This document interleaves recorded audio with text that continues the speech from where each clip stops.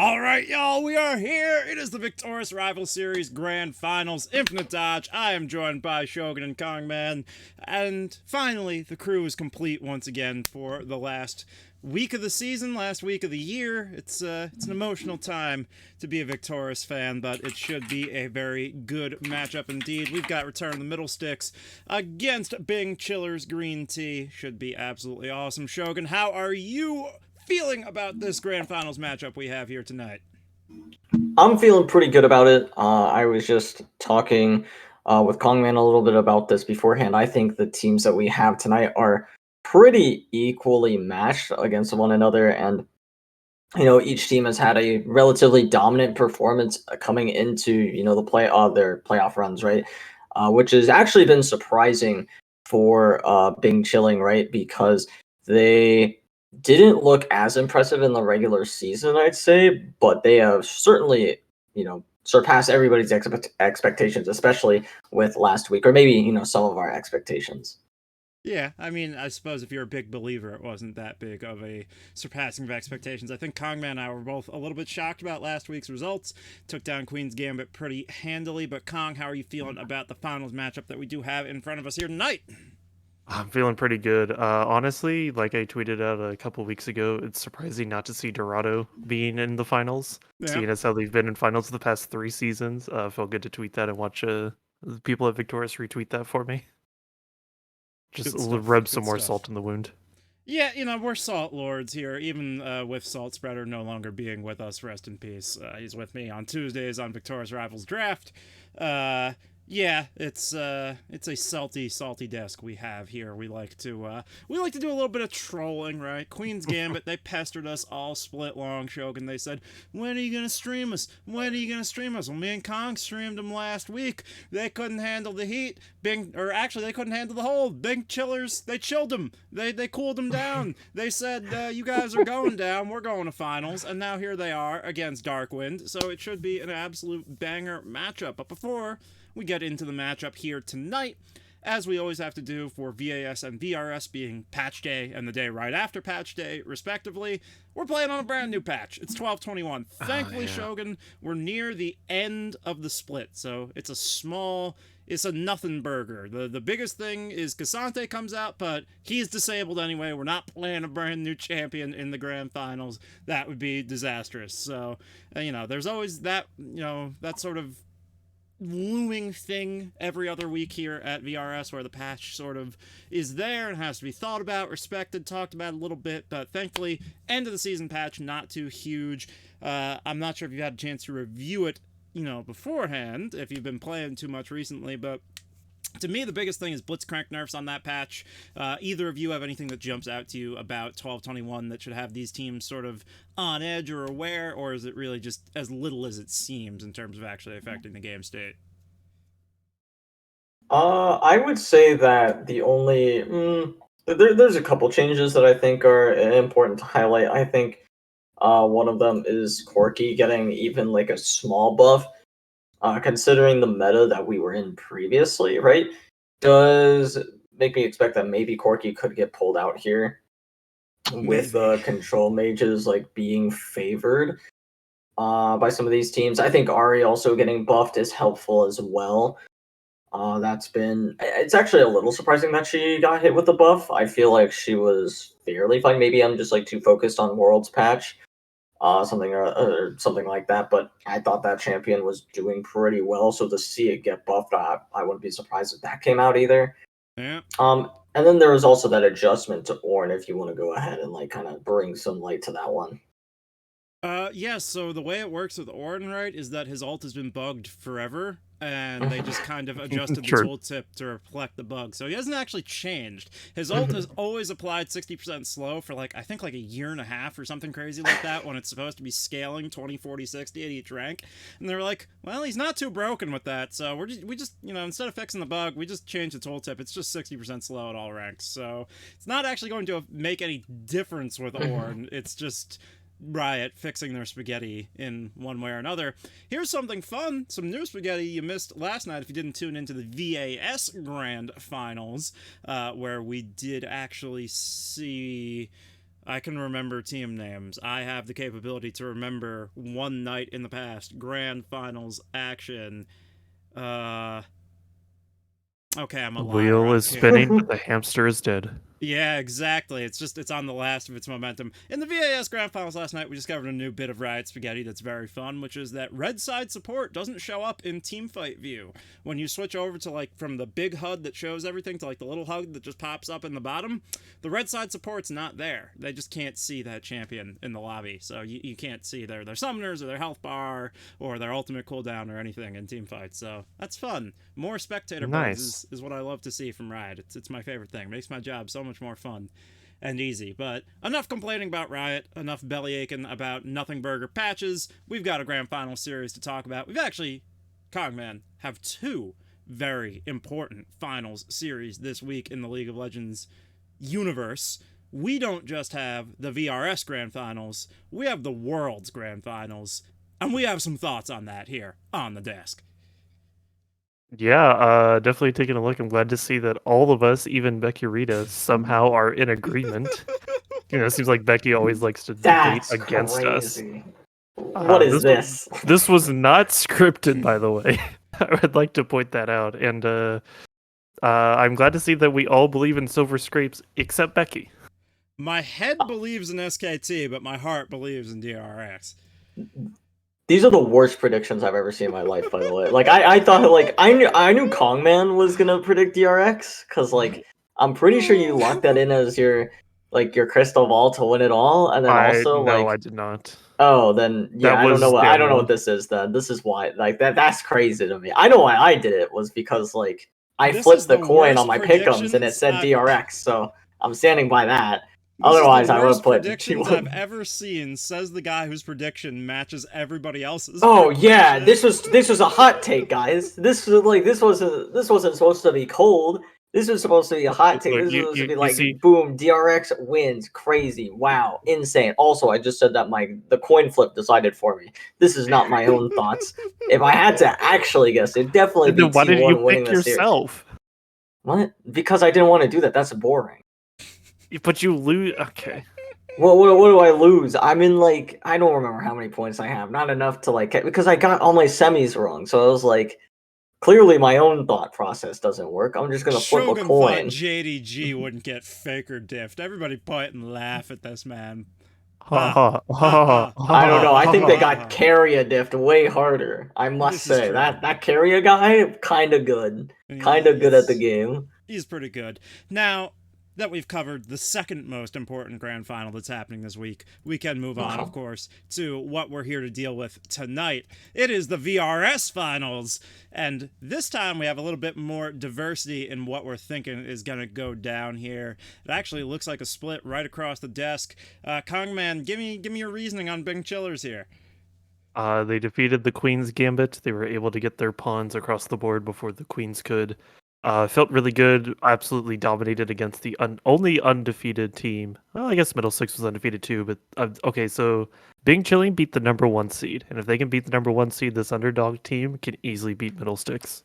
Okay, Shogun, tell me you put a little bit more thought into this prediction than the DRX over What do you mean SKT more prediction. thought? No, not than you, than my own prediction. So you're fine. You're fine. No. I'm not saying Kongman didn't put any. I'm saying Yeah, Shogun put no yeah. thought into his World's prediction. Let's see if he put any thought into this prediction.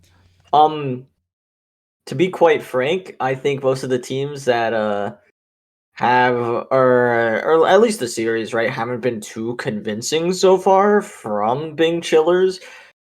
In terms of scoreline, right? It doesn't instill as much confidence in me as, a completely undefeated run, at least within playoffs. And then on top of that, I just want to like point out for the QG Bishops thing, the fact that they were the number 1 seed coming into this.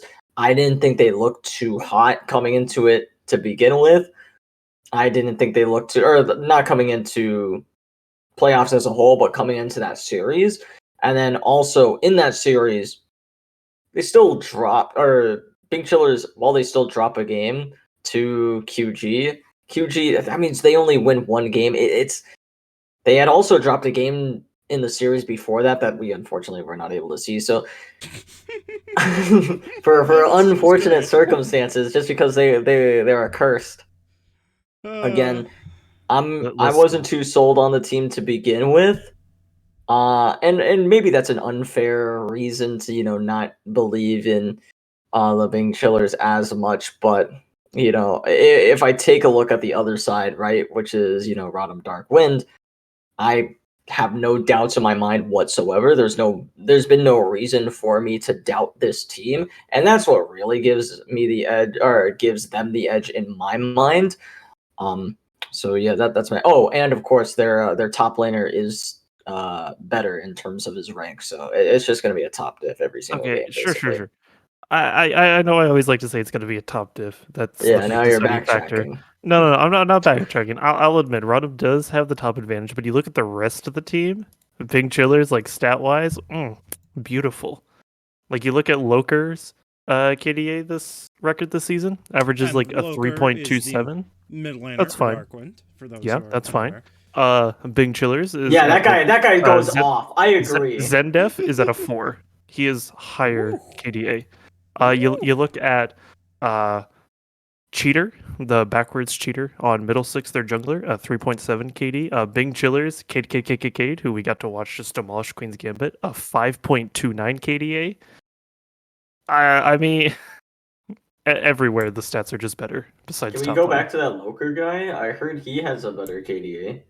Kongman, I am so happy with you, by the way. This is kind of off topic, but I could not figure out what the jungler for Darkwind's name, how you were supposed to pronounce that, and you blew my mind when you just gave me the golden knowledge that it's just cheater backwards. I feel enlightened as Ramesor, the 80 carry for Darkwind, is a little bit... He's taking some exception to the idea of a top diff every single game. Maybe we should throw some love to the 80 carries of the world. Not that you have to. Do they deserve it? No. Good answer. I'm sorry. So you want me to throw some love that way? Sure. Ramesor with his 1.11 KD compared to Federer's 2.3 KD. Yes! Oh no! Your tilt's gonna be more serious. Like that's not sure. fair. I will gladly throw him some love.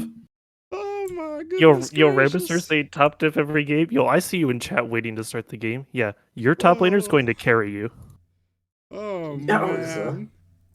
That is absolutely legendary. What a burn coming out from Cogman, as we are waiting to get on into this champ select for game 1, by the way. I see the players slowly trickling into the lobby as things go on, but this does mean it's time for one of my favorite segments.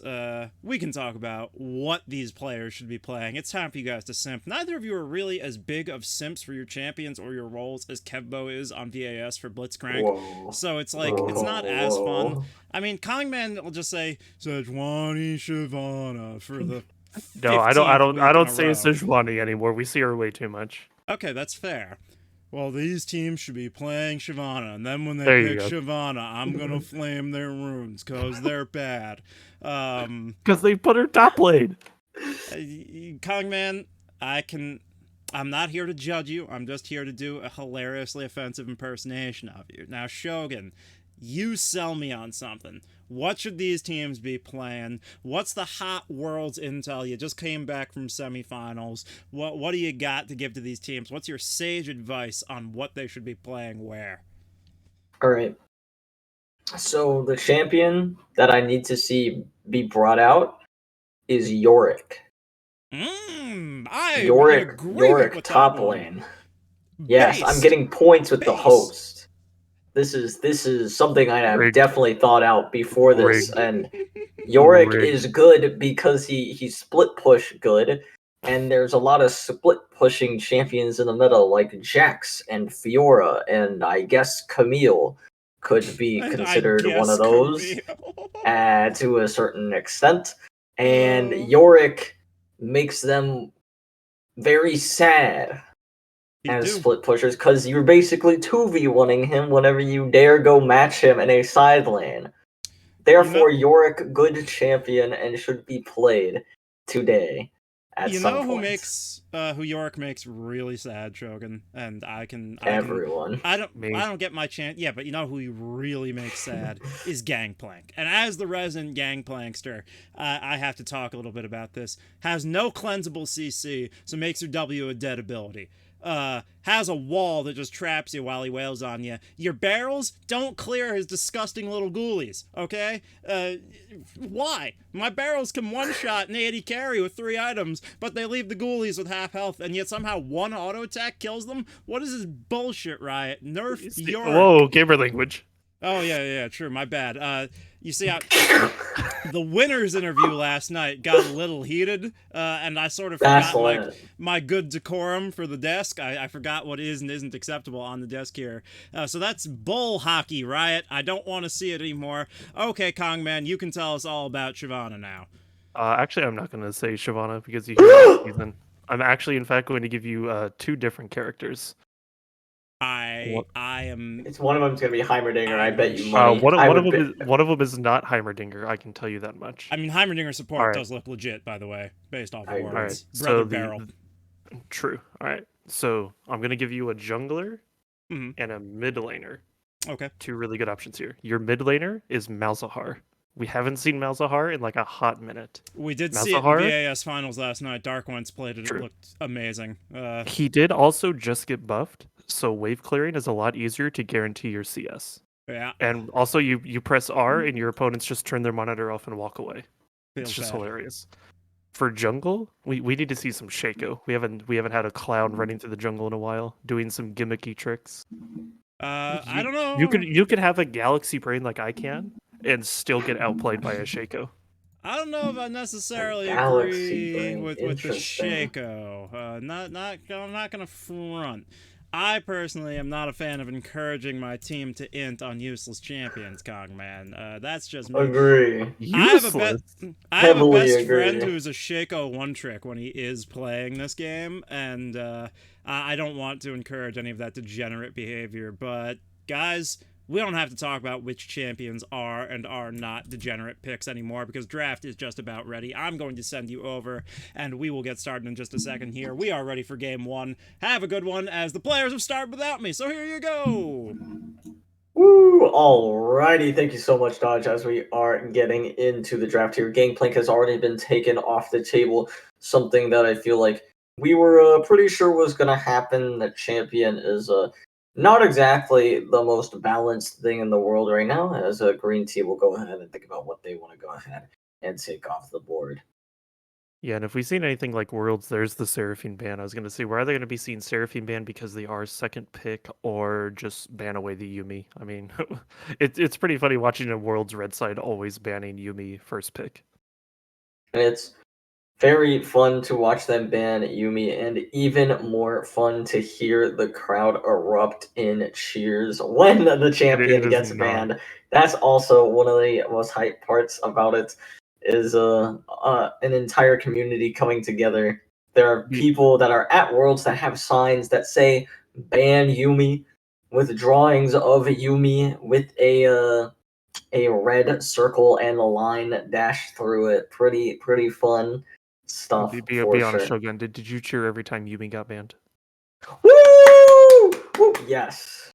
Oh, yep, there's the Yuumi I can't ban. believe it got banned on blue side though. That's pretty surprising. weak. Now, if you're a support and you don't want to play Yuumi, that's foolish. That champion is a free dub, Listen, and you don't even have to play the game. It's pretty exactly. crazy. You could pick Yuumi, turn on like a Disney movie, sit back, and just press E every now and then.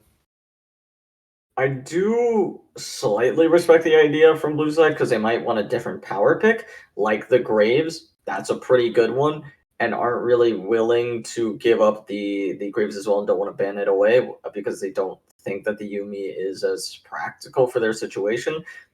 I do notice that Aatrox is up, but I believe he got nerfed after Worlds patch, so the Aatrox hasn't been nearly as prevalent, and even at Worlds, Aatrox has started to see a little bit less play because the champion has counters now. There's the Jax that everyone's been playing into it. The win rate has actually started to dwindle. I don't remember if his presence is still 100%. I don't believe it is. I think it's been knocked down a peg, but we will see if either teams want to pick that champion up. I doubt it though, since like we said, like I just said, has been hit by those nerfs. Yeah, we do see Bing Chilling picking up the Ziggs, which Federer did play. I believe it was game 4. I'm trying to look. Yeah, game 4 against Queen's Gambit, which they win. And he did a pretty decent job on it. So it's kind of interesting seeing Zig Soraka picked this early. The Soraka kind of took me off. Can't even finish my sentence. They're off guard, as the voices in my head are telling me.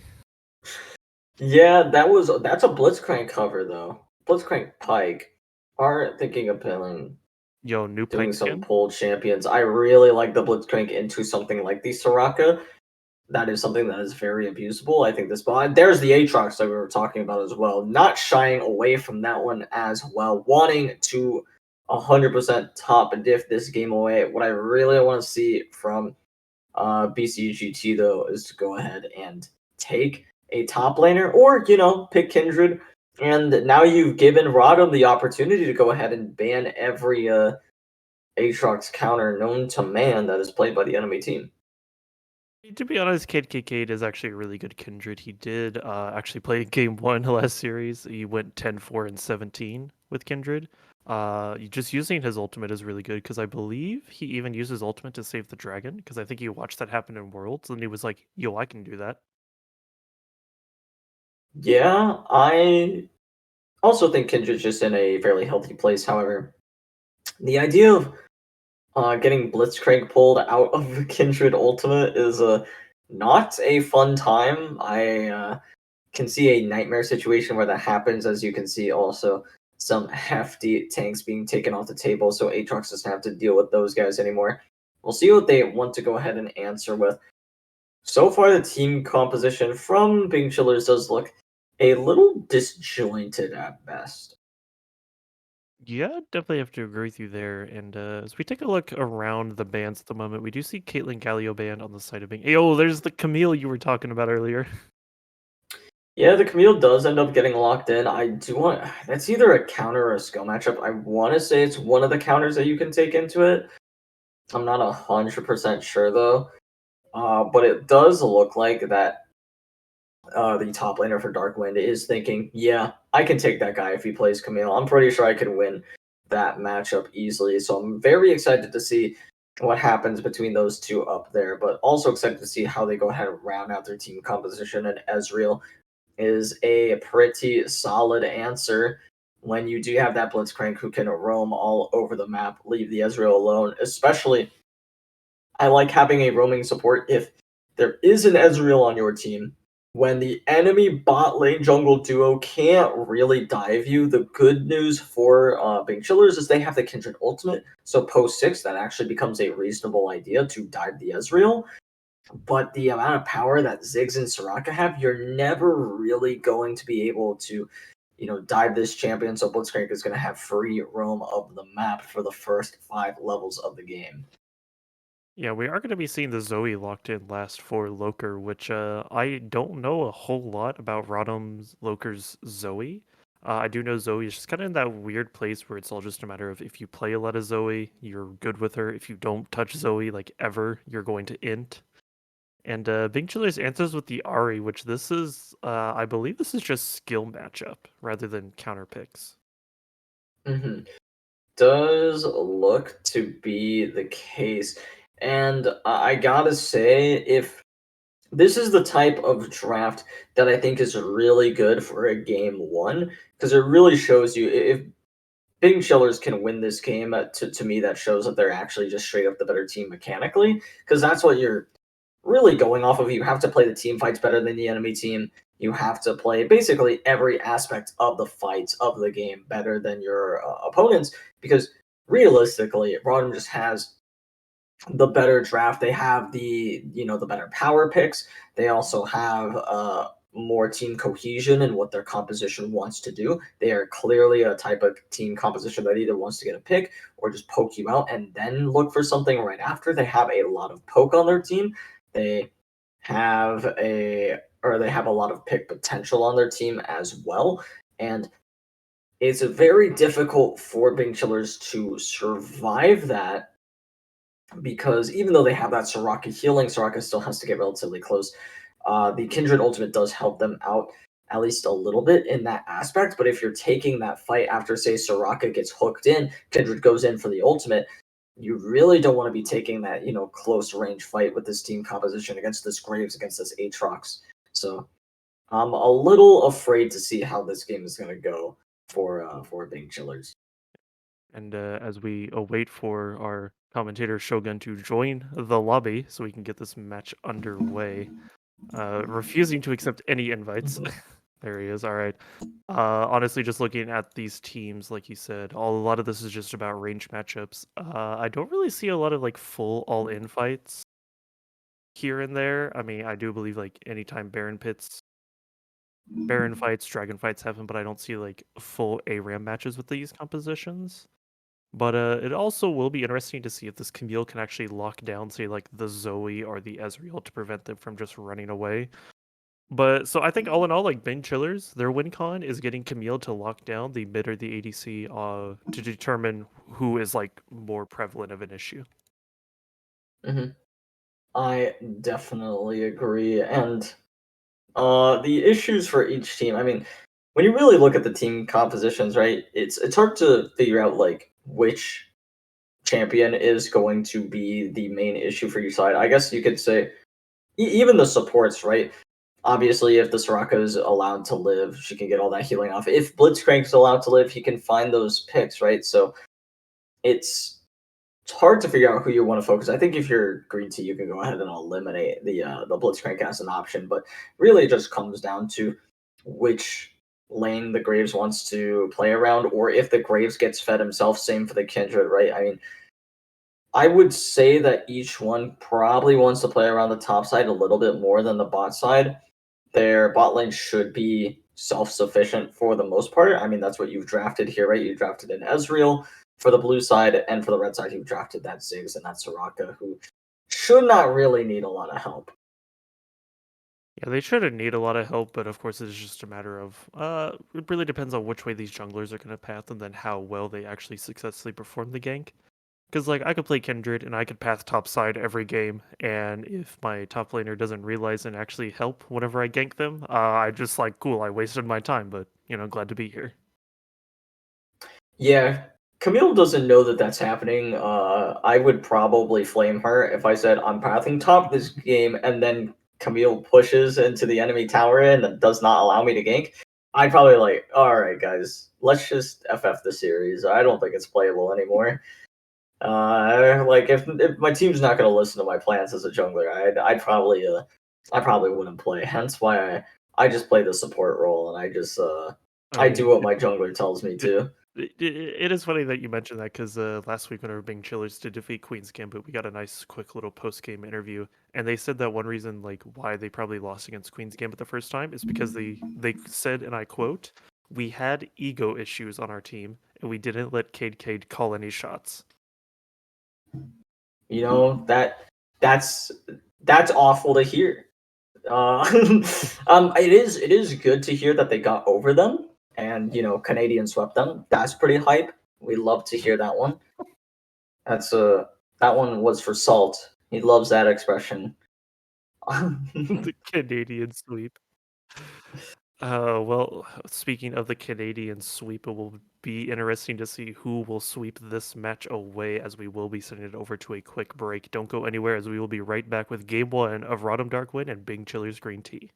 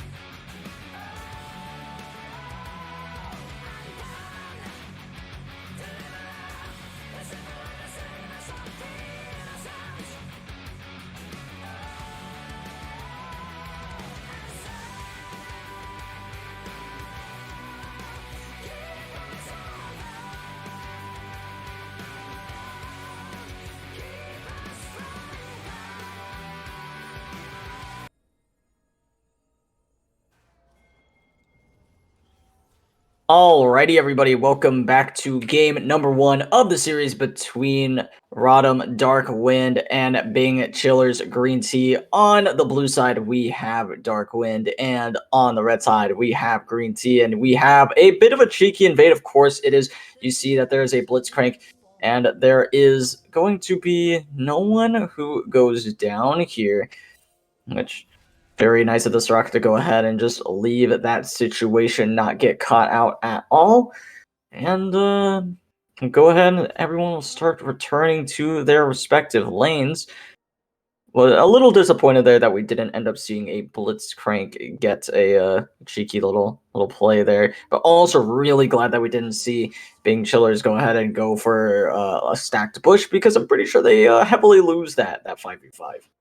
Yeah, I definitely think early game they lose the 5v5 matchup. Later games they might, but also if I feel like there's any kind of skirmish this early in the game, Big Chillers just insta loses.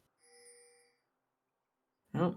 I would tend to agree there, as it does seem to be a late invade on the top side. No Blitzcrank, but the question is, do they need him? Camille and Kindred, it's going to end up being a 3v2. Here they come. Drowsy onto the Kindred. Kindred has the flash, but will he still go down? Looks like so. First blood over to the graves as Camille has to watch the red buff get taken. And already, Bing Chiller's off to a slow start in game number 1.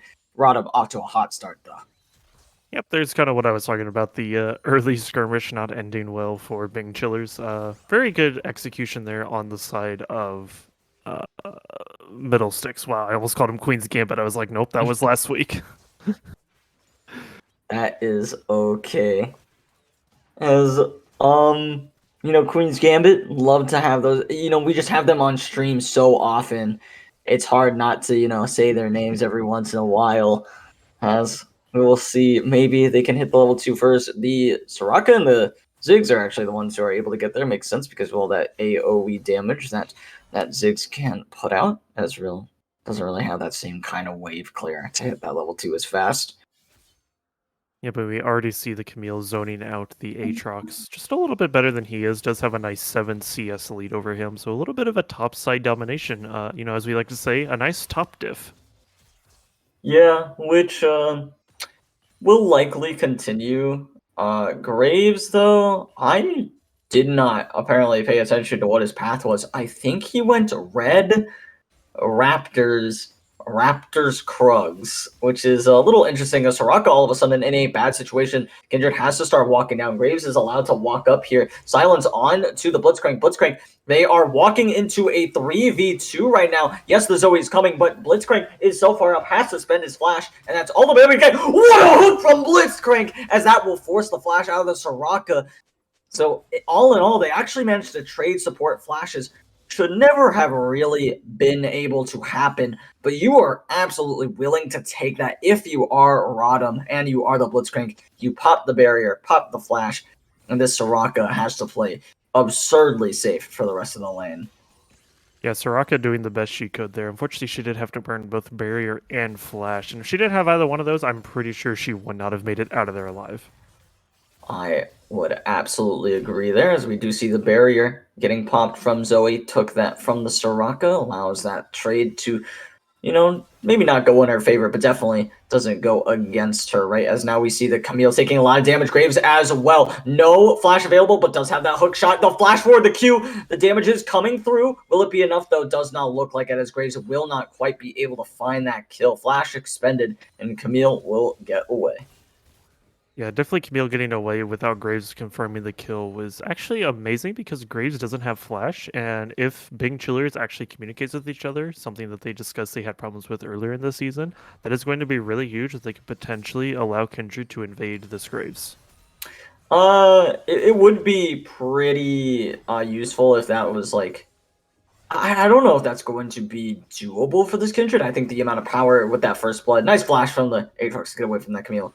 I think the power that the Graves has acquired with that serrated Dirk makes that so incredibly scary. Even still, for the Kindred, normally having that flash down would be pretty helpful. But when he gets a boost like that extra like 400 gold at the beginning of the game, it just feels so impossible to play against that guy in an invade situation, especially when like already that matchup does not go too well for the Kindred. Now we see it in the top side. Hookshot should still be available for the Camille. She wants to get away. She goes back in though. Will she get pulled back? No, she will not. The Umbral chains not quite allowing the Aatrox to get the. Yeah, Aatrox really wishing that those chains had connected because that might have potentially been a dead Camille there, but unfortunately Camille, just being as slippery as she is able to just dance her way out of there. As you can see, both ADCs have that teleport available. Ezreal will be able to get back to lane. Easy peasy. Blitzcrank going to have to take the long way. Going to have and use that recall. As now, this could be a dire situation for Zoe. The cleanse saves her life. 1 HP. I don't think she got a real cleanse. I think that was off of a minion, which is absolutely insane, especially considering how quickly he pulled the trigger on that ability. As a result, Zoe is able to escape with her life. Yeah, Zoe does not have cleanse. She is sitting on Ignite Flash, so that is the lucky random roll from a minion. You'll love to see that there. Unfortunately, that is a tragedy if you are the Ahri. However, that definitely should have been a kill. Was played pretty well there, especially considering 11 CS up. This lane is going extremely well for Zendef. Wondering if that's going to continue for the rest, or if this Graves can start snowballing the lead to the rest of the map. A 1k gold lead, but I believe most of that money is on the Graves at the current moment. Yeah, Graves does have quite a bit of money. Kindred sitting in a bush, waiting to potentially get this Graves, who's stealing their red buff once again, looking to also start generating stacks. Because Kindred, they have no stacks right now. Yeah, this is a bad place for Graves to be. He's 1 HP. He will go down. Blitzcrank all of a sudden feels very alone. A nice pull right on to this Kindred. Now here comes Aatrox over the wall. Flash over the wall for the Kindred as she will get away. Now Zoe trying to find the kill onto Ahri, but they finally get a kill back for themselves onto the Graves, and that's an excellent one to get, especially considering that it is Kindred who picks up that kill. Now they know Blitzcrank is on the top side of the map, so Ezreal is getting zoned off completely by this Soraka, but they don't really have that kill pressure on him. So he's not too scared of the power of the threat that these two pose. Yep, as we do see Blitzcrank slowly coming up here, potentially looking for a gank, and Camille is not in a great position here. No, not at all. The hook will swing wide. A nice dodge from the Camille. Hook shot. Will it be up soon enough? Does not look like it, especially with Graves here to help secure the kill. There it is. Heimerdoodles will go ahead and pick that one up. Ezreal trying to 1v2 this one away. A nice arcane shift to go ahead and buffer that W from the Ziggs. Ziggs going to go ahead and push this entire wave under the tower. Hopefully pick up a plate for himself.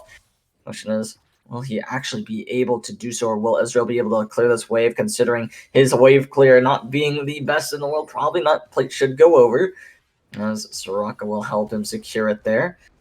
That should be all they're able to do. Ezreal should be relatively safe under his own tower. Yeah, Ziggs knows not to aggro onto this Ezreal because he doesn't quite have the full kill potential, but at this point he's just kind of farming this tower because, as we know, Ziggs W is very fair and balanced to turrets. Absolutely is. Maybe we'll see Ezreal kind of step up here, look for some damage. Qs need to hit. They are just not doing so. Blitzcrank has not been in bot lane for a hot minute. Almost all the bot laners level 6 at this point in time. Basically everybody on the map level 6 except for the supports, and Blitzcrank is level 4. And now the Soraka has hit that level 6 spike for herself. Now Blitzcrank should be returning soon, hopefully to get those 2 levels back in his pocket. Yep, Blitzcrank running as fast as he can down the bot lane. He is a very slow character, so very unfortunate for him. We do see Kindred taking a bit of a questionable back in the middle of the river at the moment, especially with Dragon currently up.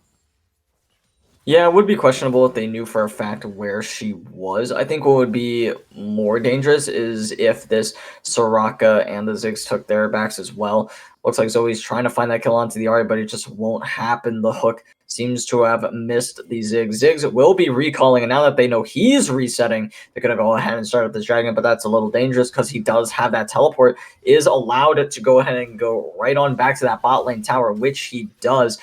Now, the question is, in the mid lane, who will win? That's the exhaust coming down. Will the Zoe be able to find the kill? The ultimate from the Ahri, the ultimate from Soraka will save her. Here comes Blitzcrank to find that Kindred. Kindred on the hunt for Loker. Dragon's going to go down to ROTM Dark Wind. Here is the Kindred. Going to get swept up. Will it be enough? Yes, it will. Loker's going to get some damage as well. Graves is here trying to find the kill on to the Kindred. That's Ahri getting sniped. Kindred was not able to save her. Could not get close enough for that ultimate. As now Kindred has to run for the hills. Blitzcrank already returning to the top side of the map, trying to get something done for his trouble up here. Considering he's leaving his Ezreal all alone and also not getting any XP, he needs to find a kill. Maybe onto this Kindred. There's the flashy. Has to pop the ultimate somehow. There it is. Will he be able to pull them out of it is the question. Blitzcrank's getting very low. Blitzcrank's going to go down. The Kindred trying to run away. The Umbral Chains will not connect. The flash not quite over the wall. So the Aatrox, will he be able to find the kill? Yes, he will. Kindred's still going to go down. Kindred has fallen. Will this tower be the next thing to fall as well? Mid tower has gone, so that's first tower over to ROTM. ROTM looking pretty solid to start this one out. 3k gold up and showing no signs of slowing down. Yep, with that 3k gold up, they are looking pretty good. And as we take a quick look at the gold itself, you see just how much gold difference this Graves has over the team. I think that's quite about where all your 3,000 gold is at the moment. Yeah, that does seem to be the case. Basically, 2k gold up on almost everyone in the game. And for some, it's closer to 1,500.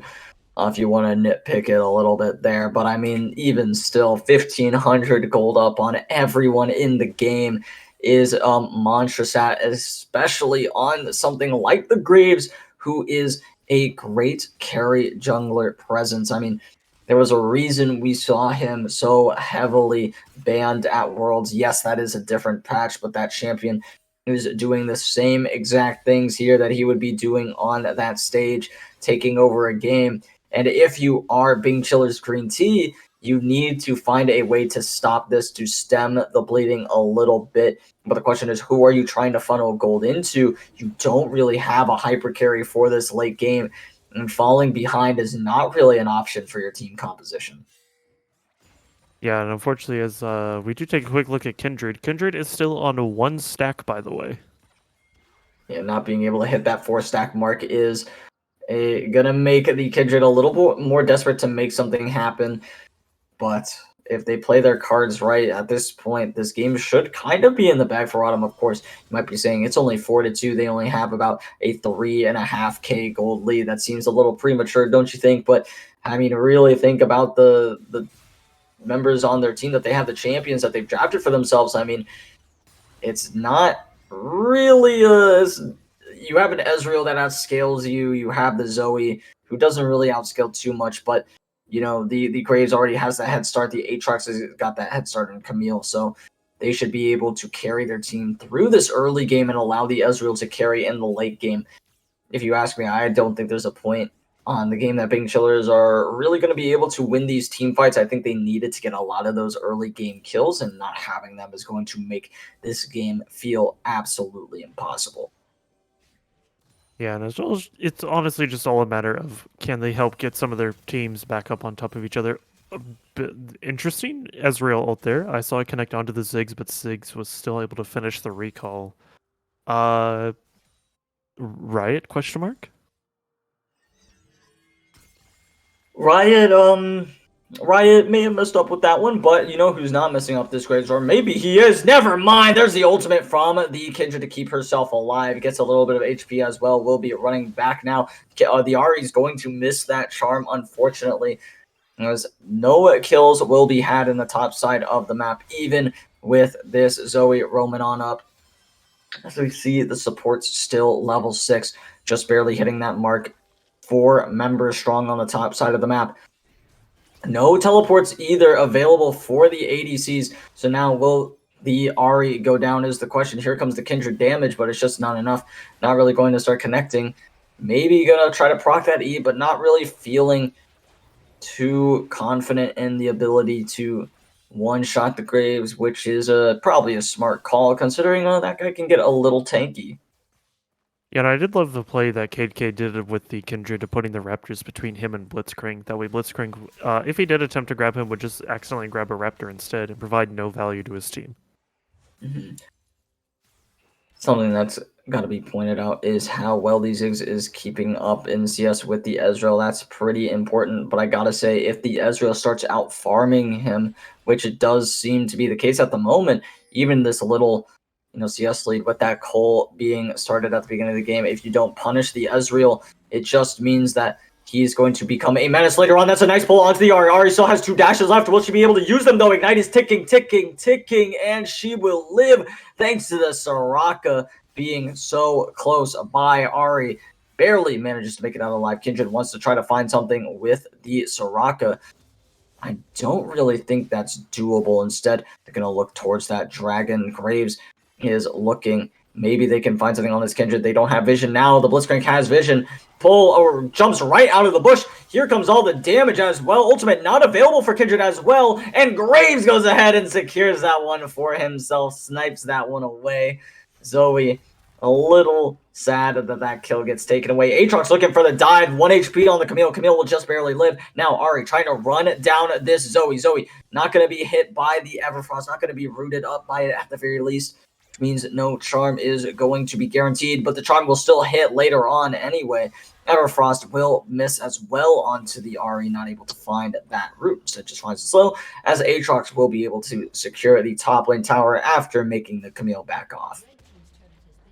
Yeah, it's kind of interesting watching this Ahri try to land the Everfrost onto the Zoe, because Zoe can just kind of blink away from it. But as we do take a quick look at the gold, you can just see just how bad this jungle diff is between the gold.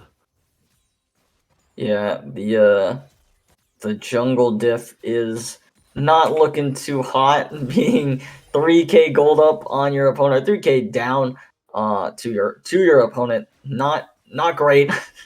Makes the game feel unplayable, especially like I said, playing something scaling like the Kindred. And it's not maybe not scaling, but snowballing I think is a more accurate term to use for the Kindred, because yes, she scales really hard, but it's more so that she needs those snowbally marks in order to get there and scale up. But without those marks, even if you get them later on, it feels so much worse. You need to be able to snowball early. Wait a second. Ahri making an aggressive play. Redemption's going to come down. Will not save her life. Ahri somehow gets away with murder in the mid lane and will escape as well. True Shot Barrage will not hit. Will head up towards the top side of the map as Ahri barely manages to escape with her life. Ahri decided, I am going to kill you, and I'm going to send everything into you. And honestly, I didn't think she was going to win that. As that's a very low Zig. Zig is going to go down to the Graves. Graves finds that one. Here comes the Rift Herald is now. Here comes Blitzcrank trying to find the dive onto the Soraka. Soraka all alone. A lot of damage comes through. Should be an easy one for the Graves to pick up. And the tower will fall as well, as Middle Six are just absolutely taking over game number 1.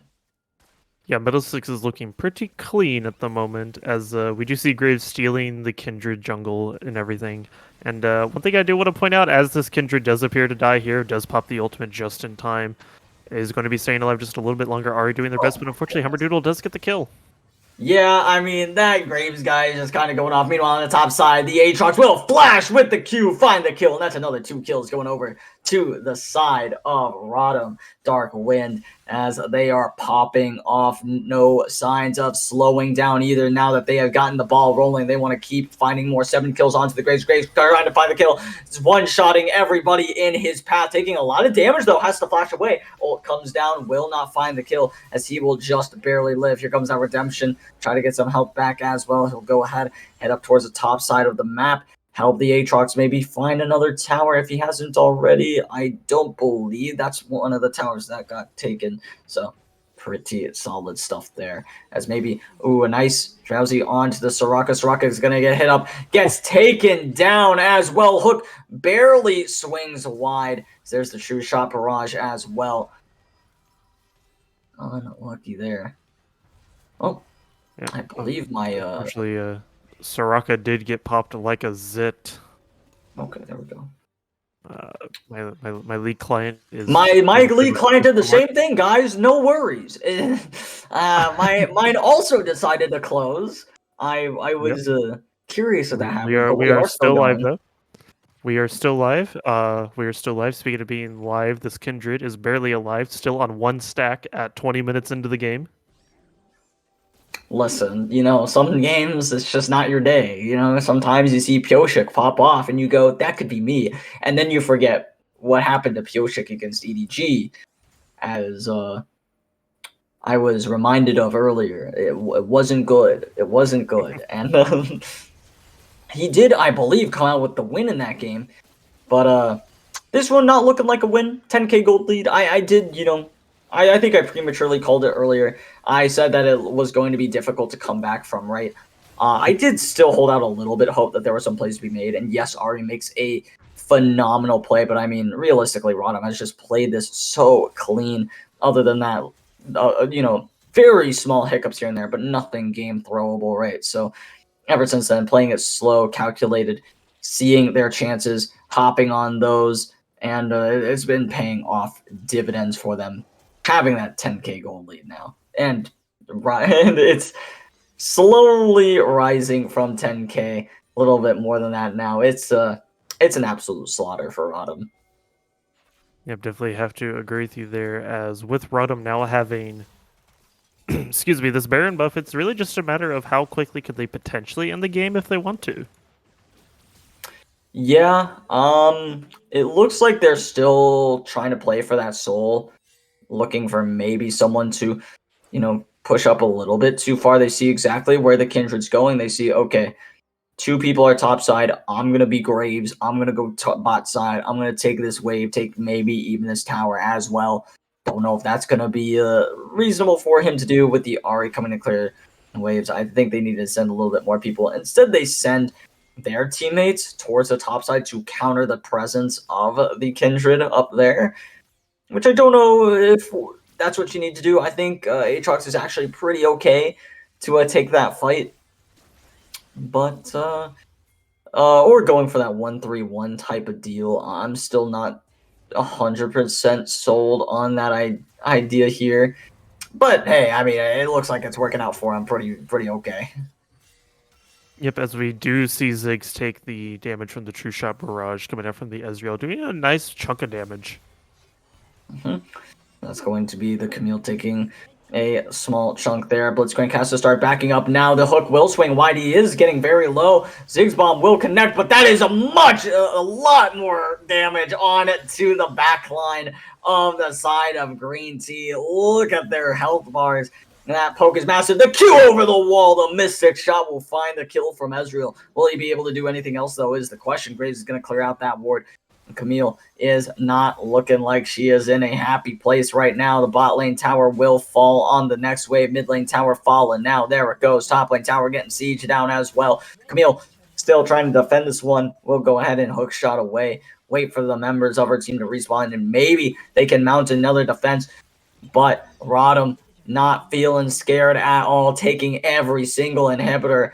Willing to leave now, but the hook on the Ziggs might just seal the game. Ziggs trying to get away, flashes away, will be taken down. Soraka cannot heal him enough. The Q will not find the kill because Kindred will go ahead and use her ultimate to keep her team alive, and that might just keep their base alive as well. Blitzcrank fishing for a hook, gets charmed up, will miss the hook there. Blitzcrank should go down here. Here they go. Hook shot in. Tries to find the kill. Aatrox is in there, though, trying to find the damage. The True Shot Barrage will help Aatrox secure the kills there. Flash forward onto the Ari. Ari will get taken down for the double kill. And that is everybody on Big Chiller's Green Tea. Wiped off Summoner's Rift. And it looks like Rodham Darkwind will go ahead and secure game number 1, 16-4, 16k gold up on their opponents, and looking great to start off the series, 1-0. Yeah, especially with a 23-minute, 50-second game that looked absolutely clean coming up from the side of Rodham. Unfortunately, it isn't the fastest in Victoris playoff series because, well, actually, Rodham does actually hold that because I'm looking, they actually beat Divine Ascension Quacks at a 22-30 game. Banger. An absolute banger, just like this game was as well. Aatrox having 18k damage, which is insane. You'd think that the Graves would have more damage considering his stat line being 8-1-3, having 13k gold, 573 gold a minute. I mean, you look at the numbers for everybody else in the game, it was just an absolute slaughter on every single side of the map. Of course, yes, Soraka did have a little bit more damage than Blitzcrank, but you compare their KDAs and it's just not even close. And I do have to ask, where do you think it all went wrong for the side of being Chiller's Green Tea? Picking Kindred and getting picked off early. Maybe. I know I praised the Hot Kindred take. during the draft, but unfortunately the Kindred kind of underperformed, finishing the game with 1 stack, and that was the 1 kill they got. I agree, was not very fun for her. Also, didn't really have great vision to defend themselves from that late invade. And of course, that was so crucial in, setting this Kindred behind. Probably a lot of tilt sets in there as well, you'd have to imagine. But we'll see if they are able to recover from that strike back in game number 2, or if ROTM will keep the ball rolling, never stepping off the gas pedal. But before we get into the draft for game number 2, we are going to go ahead and throw it to a short break. Don't go anywhere. We'll be right back.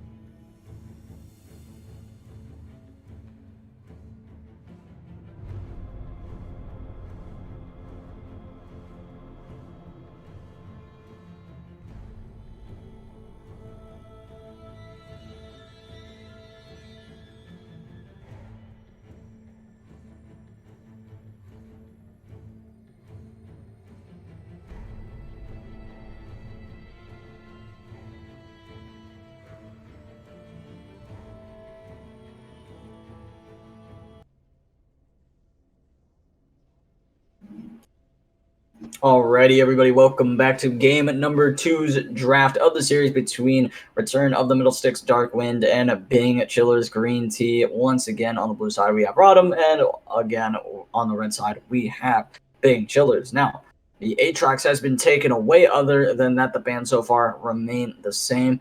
Imagine we see a Graves ban as well. That would be pretty wild to not see that one.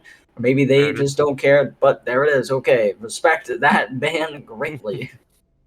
100% respecting the ban. As we see, Seraphine, the Queen of VRS, is still once again banned away. I don't think we've seen her once this season. Very unfortunate to see. Well, no, I think we saw her a little bit early this season, but as the seasons went on, people were like, nope, get rid of that. What? Ash B1. All right. Respect for ROTM. See, it's plummeting. A flex. Absolutely plummeting. It's a flex. It's okay. A flex in the bot That's lane. some copium. Is it ADC or is it support? Right. I actually happen to think it's a 5-way flex. I think it could go jungle. I think it could go top lane. I think it could go mid. What a champion. What can Ash, she has everything in her kit. She has slows. She has hard CC and vision. And that's it. That's all she is. She has no self mobility. It's a well balanced character. She has negative damage. She actually, if you think about it, because she has no crits, therefore she does statistically less damage than every ADC that build crit. That's not really a hot take. Oh, yeah, hey, look at Sejuani. We love Sejuani. Yeah, wow, we love Sejuani. Wow, great. And Varus. Wow, what are you gonna pick next? Tom Kench. Wonderful. It's like I said during the pre-show, how Dodge was like, we know Cogman's gonna say Sejuani. No, I said Sejuani a lot because no one picked her. Now she's being picked every game, and I'm like, okay, now this is boring. It's getting old. It's getting old. Exactly. Now I want to see Shyvana. I guess Talia's kind of cool. Talia. I mean, that's like playable. That's like I'm starting to wake up again. Yo, like, another flex pick. It could be mid, could be jungle, could be support. Could be ADC, could be support. Could be top lane. Honestly, could go anywhere. We have no real idea where that champion could be going right now. Especially with the other flex pick of Ash. Exactly. Crazy. Yo, jungle Ash, let's see it. I mean, realistically, you don't know where any of these champions are going. I mean, Varus could be like mid, ADC, top lane. I mean, Sejuani could be top lane, ADC, support, mid lane. Not jungle, though. Look at this. They have Galio who could go top, mid, support. No. Top, jungle, ADC. Definitely not support, definitely not mid. True. As I feel like you're trolling if you take that champion in either of those locations. I have to agree with you there. As we wait for Bang Chillers to lock in what I suppose is going to be a jungle Teemo.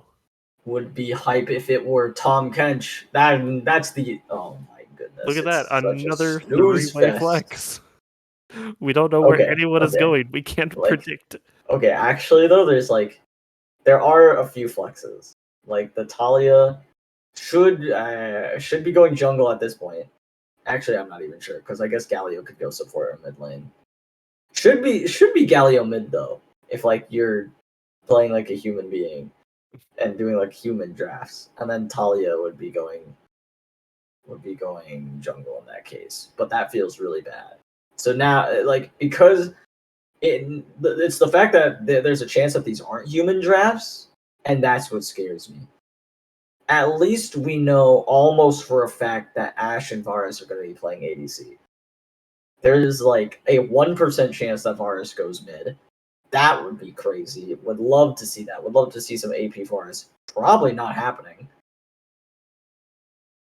We have some Dorado gamers in the chat. Love to see our good friends from Dorado. Dorado, very weird not seeing one of your teams here in finals. I didn't need to say that though. That was mean. Listen, I'm giving them copium because I did kind of flame them on Twitter a little bit with that video. So that's pretty fire. See, now they're crying. I'm sorry, but hey, that's all you, by the way. That is not I said me. Hello. As we will see what Bing Chillers will go ahead and lock in a support. So okay, I'm that lost could be again. jungle. I'm lost again. Because now it's Swain mid, I think. And I imagine they're saving their top lane pick for counter. Or it could be jungle. I guess it could be Swain top, though. These compositions. Listen, I came here to watch an easy grand finals, not to sit here and think about their compositions. They're just supposed to pick. Well, that's an Ornn top for sure. No other place that guy can go. Jungle. Except for the one game that I played where there. Oh my god, what am I watching? Whoa. This is terrible. I'm still okay. It should be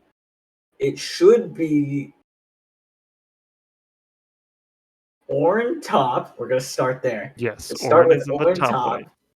Talia jungle. Yes. Tristana mid. Okay. Ashe ADC Galio support. That should be what it is. That would make the most sense. But how hype would it be? I'm not talking about that yet. How hype would actually that makes sense too. How hype would it be?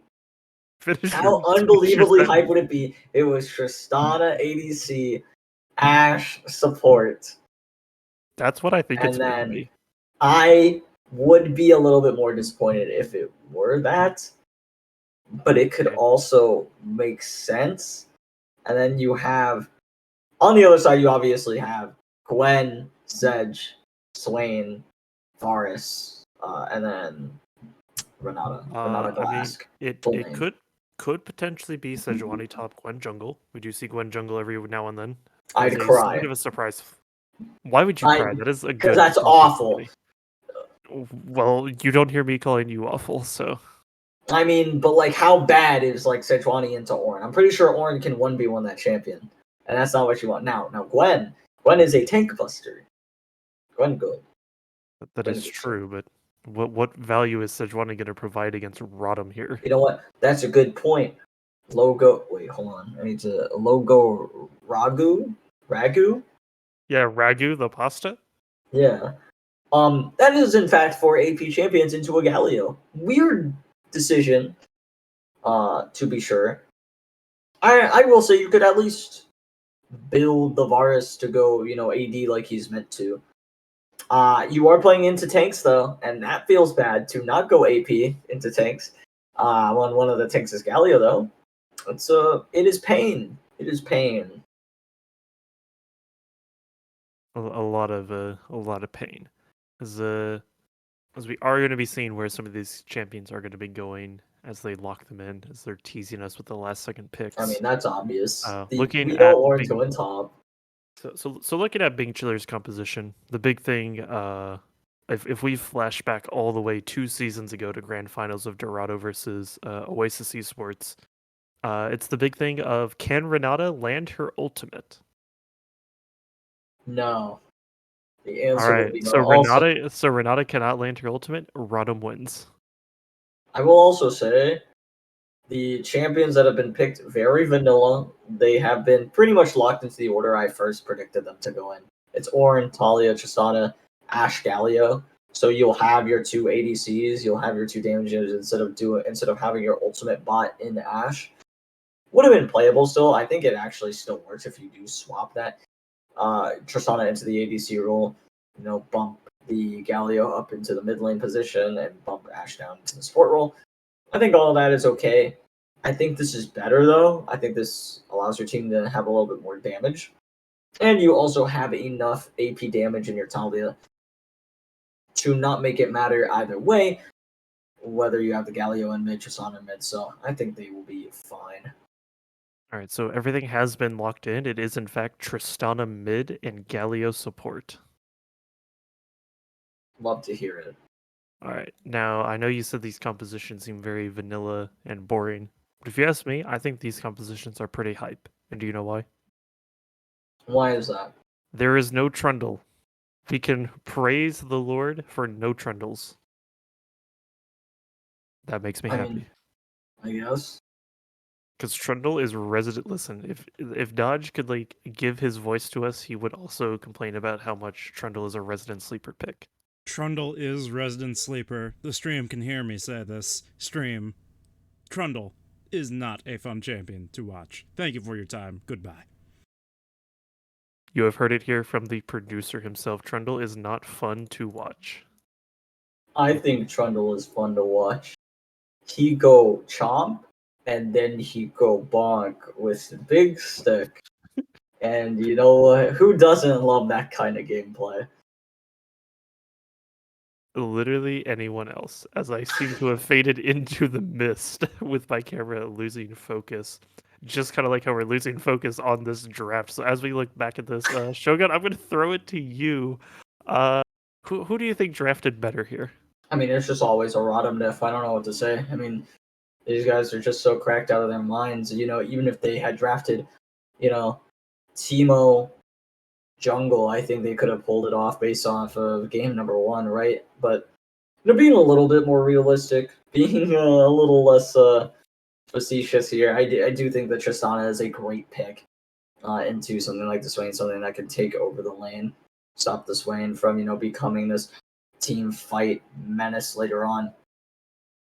But that being said, I also like the answer from the other side too, something like the Ornn, having those tank busters on your side. It's going to be very important. Having that Varus as well, who can, deal with these things as long as he doesn't go lethality. Just please don't go lethality, and we'll be okay. I bet you he will go lethality just because you told him not to go lethality. You know what? That's okay by me, because then he loses the game. My prediction looking pretty good. I mean, listen, my prediction could not matter either way because I have already secured a last place after last week. That's pretty hype. So you guys are probably after this match will determine what character I have to play to Mastery 7, which it's kind of a That's narrowed what we're down. doing? Yeah, whoever got last has to How many devote their mastery life points to do you it. have on Yumi? That is a good question. I can't check at the moment. I think I'm only like Mastery 2. That's good. I don't know. That's good. Shogun is looking at Yumi. I'm gonna and dodges deteriorate your Trundle. mechanics by making you play Yumi. Joke's on you. I would probably enjoy doing that. Probably. I probably But would, and hopefully, we probably hope you all will enjoy this upcoming match between ROTM and Bing Chillers. What are you shaking your head over there for? you stole it from me. I was gonna do it. No, go Well, on. No, you stole it now. The ball's in your court, sir. Well, It's all you. I may have stolen that, but I guess it will be a matter of can Bing Chillers steal a win from ROTM, or will they get completely swept this series? We're going to be throwing it to a quick break, and we'll be right back right after this.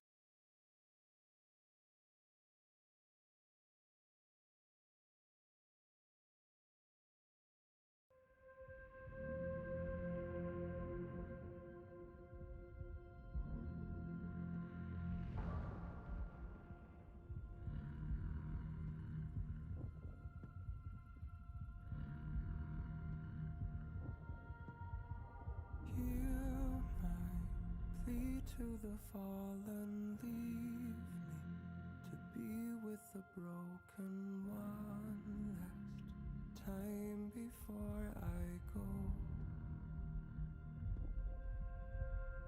Hold the last burning ember, let us never surrender. Rise up to the call, for the glory and the fall. For the weak and the broken, for the lost and forsaken, let us never surrender. May we rise up to the call, for the weak and the broken, for the lost and forsaken, let us never surrender.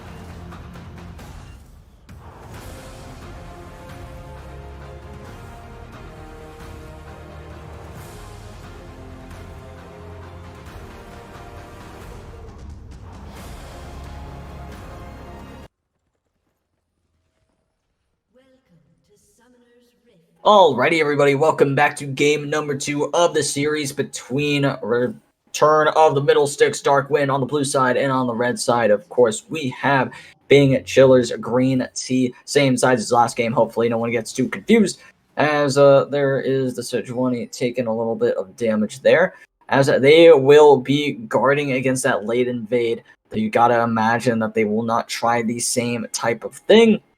Oh, never. I lied to you. I looked at you, I said the thing, and I lied. As they do ward though, so they will spot it out if they do end up going in. I gotta imagine that they will go ahead and sweep it at the very least, though. Yeah, I'm sure they will, because Talia does have the sweeper. They did do it last time. Talia is actually deciding not to invade here, and instead is just going to go blue buff. I think that's an interesting decision, as we do see that there is once again no flash up in the top side of the map. Do have that ghost available though instead, as it looks like the Sejuani wants to go ahead and play for the top side, get that Gwen rolling. I really like that decision. Meanwhile, on the blue side, Talia wants to try to play more for the bot lane. Talia going for that invade now, will spot out the ward, and now has to be very careful for what she ends up doing here. Sejuani could go ahead and just opt to vert jungle, and it's exactly what she's going to do. Immediately starts walking to the opposing jungle. Question is, will Sejuani get spotted out? I don't know if Galio is quite able to spot her out there. But now, Talia walking first, has that, very early pathing onto the Sejuani. Sejuani is going to start running away. Here comes Talia. Not doing too much, though. At the very least, Sejuani could get cut off here by the bot lane. Level 1s all around on the bot side of the map. Flashing right over the wall is the Sejuani, or maybe a Q over the wall. Nope, it was in fact the flash. A lot of damage coming down. The Goomba stop. Will it be enough with the Galio pulling back? First blood goes over to the Galio, but not who you want to have the first blood. But the fight is still going. Level 1 on the side, but that is a nice seismic shove, but it's not enough. The supports are getting all the kills. Ash is going to be pulled in. Ash is going to be taken down. Flash over the wall. Tristana level 2 is getting hunted down. The level 1 is absolutely awful, or rather the first 3 minutes of the game, I should say. Not quite level 1. Seismic shove is great onto the Forest. Forest getting very low. Forest gets too cocky and goes down. Now, Natalia 1v2ing for her life, trying to find the damage. The ball is not enough, and instead Renata's going to secure another kill for herself. 4 kills over to the side of Bing Chiller's Green Tea. 2 of them going to the support, and 2 of them going over to their ADC.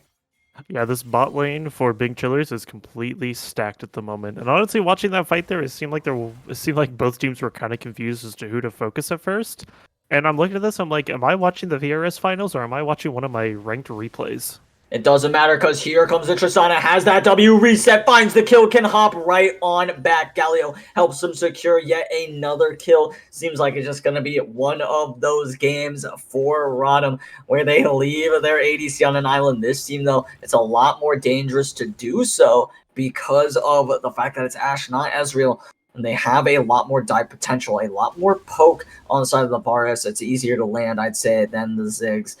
And we'll see if that remains true in this game, if they can actually capitalize on it, or if Galio is going to, take these roam timers a little more calculated than he was in game number 1.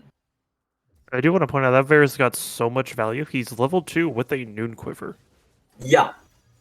Oh, wait, a nice taunt, though, onto this Renata. Renata is going to get slowed up, does not have the flash to get out of here. That's a lot of damage coming down as well, as she will live, but cannot really stay in this lane in a healthy manner. No flash available for the Galio to really pressure her out, but they do have the flash ready on Ashe to try to find something should it be available. Yep, and as we take a quick look at the top lane items, Gwen has, on her first back, decided to buy a Cull, so she is going to attempt to be super greedy and potentially outplay this Ornn. Question is, can she do it? Gonna go ahead and dash away, try to find something under the tower. Renata's going to go ahead and slow up that Galio. Trying to find a little bit more damage, but it's just not reasonable. As now here comes the Gwen, trying to just push past. Here comes Sejuani, goes unstoppable, trying to get him frozen up. There it is, as he is getting very low. Quarter HP, flashes under his own tower, getting low, will finally go down. And is taken out by that Gwen Sejuani combo. Gwen's going to be the one who secures the kill. That's going to be Very nice for the side of the Bing Chillers moving forward. However, they will be losing this dragon to ROTM Dark Wind. So a blow for blow has been exchanged. Teleport comes through from the Ornn. They might try to dive him again, but being full HP, make it a good bit more difficult. Instead, Sejuani is just trying to take as much of this jungle as possible, but realizes there is absolutely nothing to take. Yep, even though Rodham is down in gold, they are still going to go ahead and take this first dragon. Sejuani is on the complete opposite side of the map, stealing the blue side jungle, and is now going to be back and realizing that they now know where everyone on the map is. So we will see the Varus, try to look for a little bit more poke onto this bot lane, maybe set up something for the Sejuani to come by later. Is pathing down towards the bot side of the map. Talia could look for something before she gets here, though. Knowing that there's no vision in the river is pretty helpful, but with the wave in the current state... Oh, wait, Varus might have stepped up a little bit too much. Seismic Shove is good. There's the shutdown. Of course, it goes down onto the Galio, though. Unlucky. The taunt comes in onto the Renata. Renata trying to stay alive. Will they burn it? There she goes. The shutdown comes in for Galio. Galio's 3-1. Absolutely massive, but that's not who you want this gold on, because now the Galio of all people is going to be worth an extra 300 gold. Listen, you thought it was Galio support? Now this is Galio ADC, my good man. I mean, I guess so. It does look like it. As Galio does have a Balmy Cinder, so he's like, guys, I've got money. I'm building full tank. No support item for me. And when you are 3-1, I have to agree with that. I think it's pretty reasonable to go ahead and just keep building even more tank stats. Especially considering, I mean, you already have that Ornn to be tanky, but if you have the money, you can't build supportive stats anymore. They're not nearly as helpful to your team. When you have that money, it's more of like when you have that budget, that's why you have support items, because they cost so much less. You're able to get so much, efficiency, gold efficiency out of those items. But, I mean, screw efficiency when you're part of the 1% on Summoner's Rift, right? So Yeah, and also like building these tank items all on Galio this early into the game is going to make it a lot harder to kill. I mean, sure, Varus does have the Noon Quiver, which is going to be a little bit of a problem for him. But look at this, now we could just stand here and be like, cool, I can tank this Rift Herald, and if anyone shows up, I can just tank whatever they throw at us. Mm-hmm. Especially considering that there's just so much AP damage on this scene for him to mitigate. It makes it a very daunting task to go up against this Galio. Even if he is a support, even if he is in that role, having the money, still a fed Galio when it's all said and done. Yep, definitely have to agree with you there, as we do see Ornn and Galio in the top lane. Gwen with a Sejuani floating just a little bit behind her, and wow, synchronized backing from the Galio and the Sejuani. Yeah, pretty much both of them know that the play is probably dead. Someone is nearby, especially Sejuani knows exactly what the case is. It was more of just hovering in case of a dive, and instead it goes for the red buff instead of backing afterwards. Like I said, just hovering around in case of that dive from Galio was not meant to be. Instead, he returns back to the bot side where his Ashe is surviving. Yep, definitely doing a good job as a solo Ashe down here, doing pretty good all by her lonesome, especially against a Varus. Like, honestly, I think this Varus could probably just all in and potentially kill her. Yeah, that does kind of seem to be the case, as Galio will be getting away. Varus is cutting off his escape, making it a little difficult. He's going to go ahead and get a 3-man taunt. He flashes away, is out for now. Ultimate from Sejuani will find its mark, but so will the ultimate from the Ashe. And now Seismic Shove does save her teammates. Talia trying to get a little bit more damage as well. Will dodge away from those skill shots that could CC her. As a result, there will be no bloodshed spilled today. Oh, but this Varus nice. is now cut off. Yeah, he does not seem to be having a good time. Has the flash available, but he uses it and he dies anyway. He goes down. Seismic Shove finds its target. As a result, he goes down. Nice kill for the Talia in the jungle. Meanwhile, Gwen trying to deal with this wave. Not really doable. Here comes the Galio, gets a taunt off on to the Sejuani. Not the target he was looking for, though. Now the damage tower will go ahead and aggro onto the Talia. Talia has to start running away. Or sorry, it was onto the Ashe. Ashe and Talia will start backing off now. Here comes the Swain, but Tristana doesn't really care about the fight happening right now. She's just like, yeah, let me get 1,000,000 plates. I definitely have to agree with you there, as unfortunately Middlesticks is looking at a good position. Bing Chillers are not, as Renata just only recently hit level 5, so unfortunately this is probably going to be a free drag going over to Middlesticks. Yeah, it does seem to be the case. Tristana could move at any point if she wanted to. Instead, is just going to go ahead and shove the wave, make sure the Swain can't really walk. Walks right into that, though. Does a good bit of damage back as a result. Nice trade for the Tristana. As now the bot lane for Rum starts heading back home. Cleans up that wave. As the Infernal Soul will be the dragon of choice for game number 2.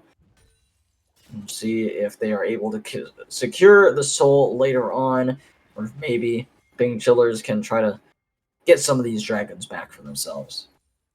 Yeah, Bing Chillers unsuccessful in getting any dragons last game. This game is currently down 2 dragons. Bing Chillers is not chilling right now as Zhang No, Days not might at go all. down here. Flash forward, secures the kill with that ultimate from Tristana. Easy peasy, lemon squeezy. The Rift Arrow will be dropped as well. That is 1 dead tower. Question is, can they get anything more afterwards? Tristana does look for that. Would be relatively greedy, trying to look for it now. The W is no longer available, and the flash was just used to find the kill. Should be able to find the kill onto Tristana. Now there is the ultimate from Ashe. It's just a little bit too late as Sejuani finds herself a shutdown. Yeah, very unfortunate with that Ashe unable to get her big arrow there just in time. But all in all, still pretty good that at that long distance you were able to connect it. It does show that you do have the power and skill of Ashe arrows. Yeah, absolutely. One of the easier Ashe arrows hit, I will say, down the mid lane from base, but still impressive nonetheless. Here comes the Ornhorn Goat will hit. The Ram, I should say. Here comes the Seismic Shove, and that is 1 dead Gwen up in the top lane. Gotta love the damage that this jungler can pump out, and you gotta start questioning now. Is it really the fact that he was playing Graves, or is it just a Heimerdoodle's jungle gap in game number 1 and 2? And will that be continuing into game number 3? Either way, even if they go on to lose this game, so far it is just a jungle kingdom in games 1 and 2. Yeah, definitely. As we do know after the series, we will have to predict who our MVP is going to be. Right now, just based off of how far we are into game 2 and how game 1 went, right now I'm looking at Heimerdoodles. I would have to agree. I mean, so far he is my, finals MVP, and it's not really that close. I mean, yeah, there was some top lane damage in game number 1, but if you look at the KP, it was just the story of the jungle. Especially if you look at like how far behind he put the Kindred in game number 1. In game number 2, it's not really the same type of thing. Sejuani is still able to, be a force in this game, but that's just the nature of that champion. I feel like you have that ultimate available to you, you have that kit available to you. It's a lot easier to, make things happen with, as opposed to the Kindred, who needs to be able to get kills, find the gold in order to remain useful. Sejuani, not as important. Yep, as we do see a lot of members of Bing Chilling coming up towards this top side, might either look for a play on the Ornn, or they're getting ready for this Herald that's about to spawn in just about 5 seconds. It does look like Big Chillers want to contest this. Ornn is not looking good. Gets hit up with that Sejuani ultimate. Is about half HP now. The question is, can they continue to take him down? Is going to live for now. And now the mid lane is the target. They get the tower in the bot lane from the Tristana, but now the Seismic Shove will just barely swing wide. Swain and the Varus are able to escape. Can they get collapsed on afterwards, though, is the question. Rift Herald already been started up. Can they do anything more? Galio is here. We'll get a nice taunt down on to this Renata. Renata is exploded by Heimerdoodles. Here comes the Sejuani trying to make something happen. Stuns herself by dashing through. Ashe is just a little bit too far up, but the ultimate from Galio will help to save her life. They're trying to fight through this Swain ultimate. The taunt comes out, though, and it's enough to help find the kill. Seismic Shove does so much damage to the Gwen, to the Sejuani, as they will drop it. Not before they find the Galio, but it just doesn't matter. Triple kill for the Talia in the jungle. 7-1-5 on that champion. Meanwhile, Tristana is taking the entire bot side of the map. Boker is diffing this one in the mid lane as well. Rift Herald getting low should go down here as it's looking like ROTM once again will start blowing open this game. 10k gold lead and looking good. Sorry, not 10k gold lead. I saw the 2 as a 5. My bad. It is more like a 7k gold lead. Makes more sense given the kills there. As either way, still an impressive lead to have surmounted at this point. Yeah, and as we take a quick look at the gold difference, we do see Gwen beating in the top lane, but then you look at the jungle difference of 5,000 gold between this Talia and the Sejuani. So I'm going to say this. I think the only way Big Chilling can win is if Heimerdoodles disconnects and is unable to ever reconnect. Yeah. He has, what, 12? He's participated in 12 out of 13 kills. I don't know what the exact percentage is on that one. If someone wants to, That's like 93 or something. It's 90-something. It's It's up there. 90-something. It's pretty insane. I mean, I'm sure the money reflects it. I'm scared to hit the button. Oh boy, he has 4k gold up on Sejuani. Once again, is basically his entire team's gold difference. I am looking. It is 92%, so I was off by 1. Wonderful. Quick math. Very disgusting. Not a fan of how ahead this Talia is. I mean, if you're cheering for ROTM, it's awesome, right? Like it is some good news. If you're a Bing Chillers believer, it does not look nearly as good, and it does not feel nearly as good for you. As now here comes the Tristana trying to find some damage. Here comes the Sejuani as well. That's going to be the bunker shot to get her away and to get the Tristana out of the... Ooh, wait a second. Oh, okay, never mind. The arrow will swing wide as now maybe Ash can try to find something. Does not look like that's going to be the case, though, but the Galio gets shoved on away, and everyone will be safe for the time being. Yep, and this top tower will more than likely go down here in just a moment's time, as it does look like the Galio wants to potentially take a fight here. Yeah, it looks like... Oh, the seismic shove! Where did Renata go? She was half HP, and now she's dead! Here comes the damage as well. Galio's going to use that ult. They cannot follow any further than this, or can they? The flash of the Tristana! Look at the plays there. Loker should go down, or will he? 1 HP finally falls to the Swain, but it doesn't matter because that is a 4-for-1 play, and ROTM is more than okay with that going the way that it did. Now the tower and the top side will go down. Varus is just trying to farm on the boss side of the map. He's like, what can I do? My team is just collapsing, and I'm just trying to scale, but I'm not really allowed to do that this game now, am I? With the 9-1-6 Talia breathing down my neck very shortly. I mean, my Renata can't even survive from full HP. The arrow hits, gets popped once again. Renata's getting annihilated in game number 2. Will the Sejuani be able to chase any further? Definitely not. Feel like that would be a bad call. Now, I would like to point out, Renata started the game 2-0-2 and is now 2-4. Unlucky. Not looking too great. As we look at this Talia, let me pull out my handy-dandy calculator because my math is escaping me at this moment. I'm pretty sure this is a high kill participation. 16 out of 18 kills is 89% kill participation. I was gonna say it's less than 90 now. Yeah, but still Less by impressive 1%. nonetheless. as this seems Let's to see. be Oh, a middle My stick. client did the thing again. I don't know if your client did the thing again. But Mine did do the thing again, which is Wonderful. very interesting. You gotta love Riot just randomly closing clients. Yeah, the as, client- We do see middle sticks getting ready to potentially take this Baron at 20 minutes because they seem to be setting up vision for it. There is a 10k gold lead on the side of ROTM. Pretty impressive stuff there, as maybe they'll be able to find a pick here, secure this Baron for themselves. We will see.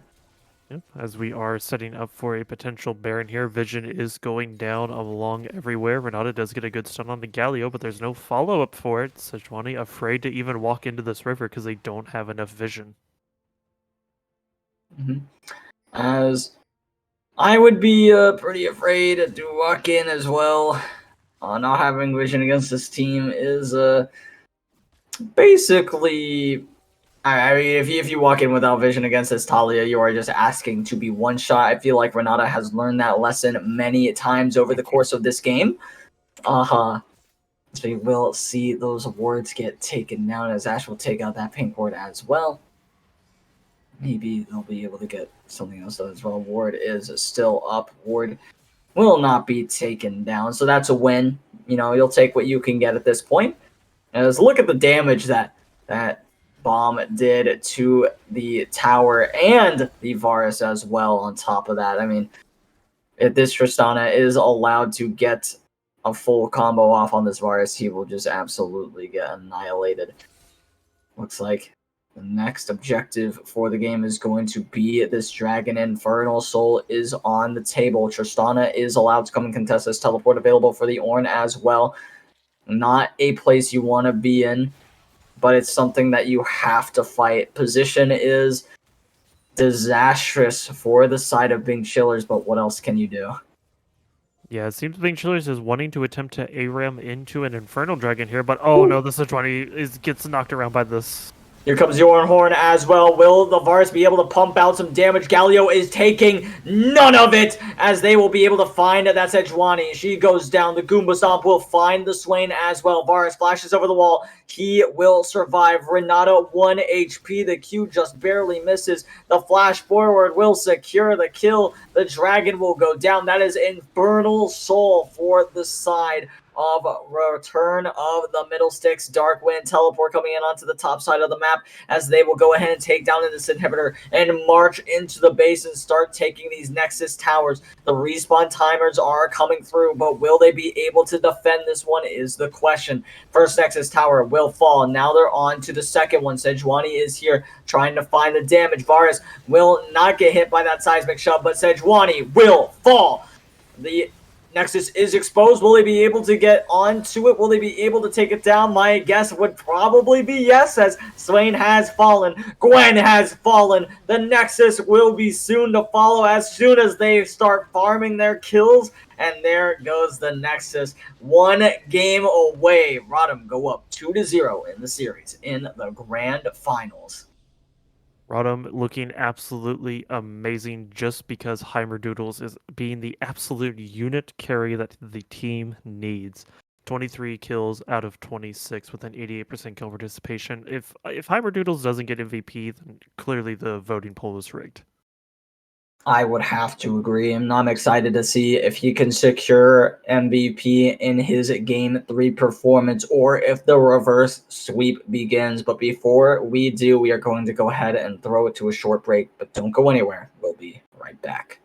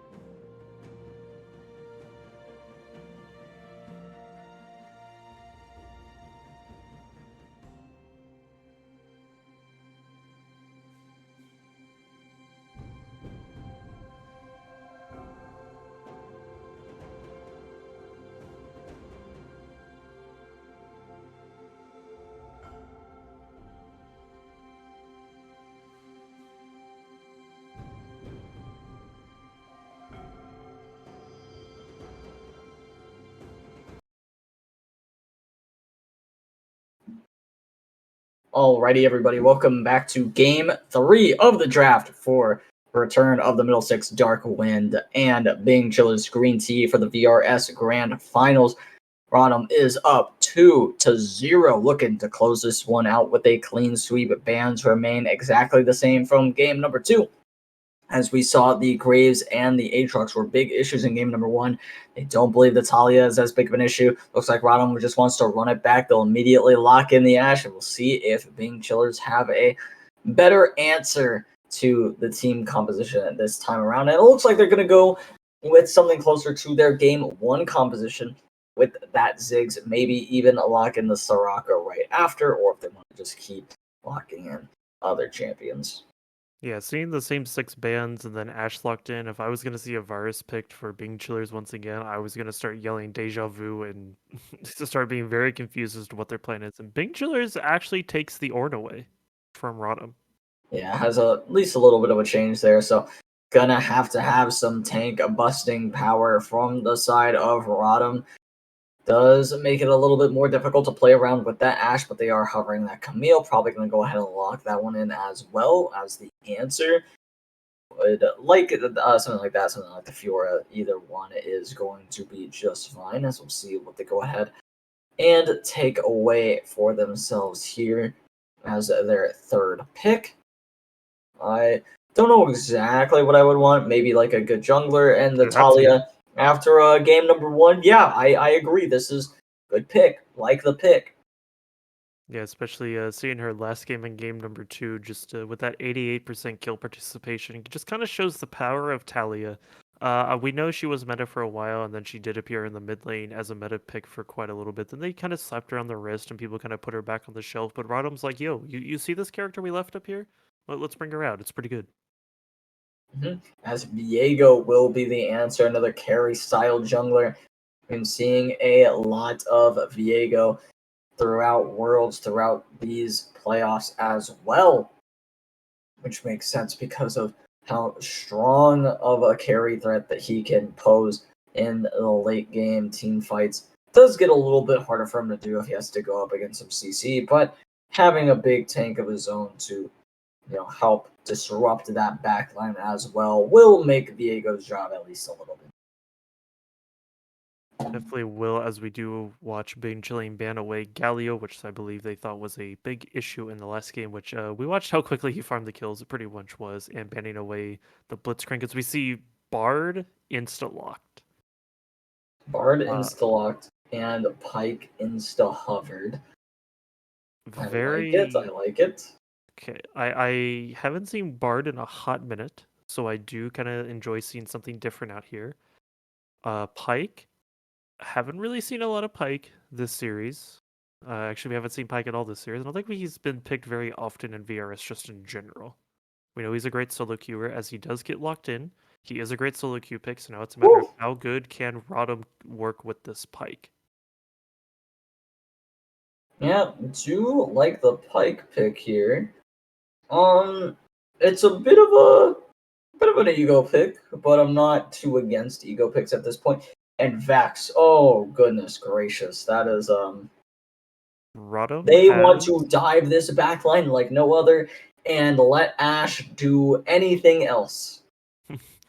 ROTM currently has a very nice Exodia composition. Now, the very good thing for Bing Chillers is if they pick Sylas, they will have a good chance of potentially bringing this back.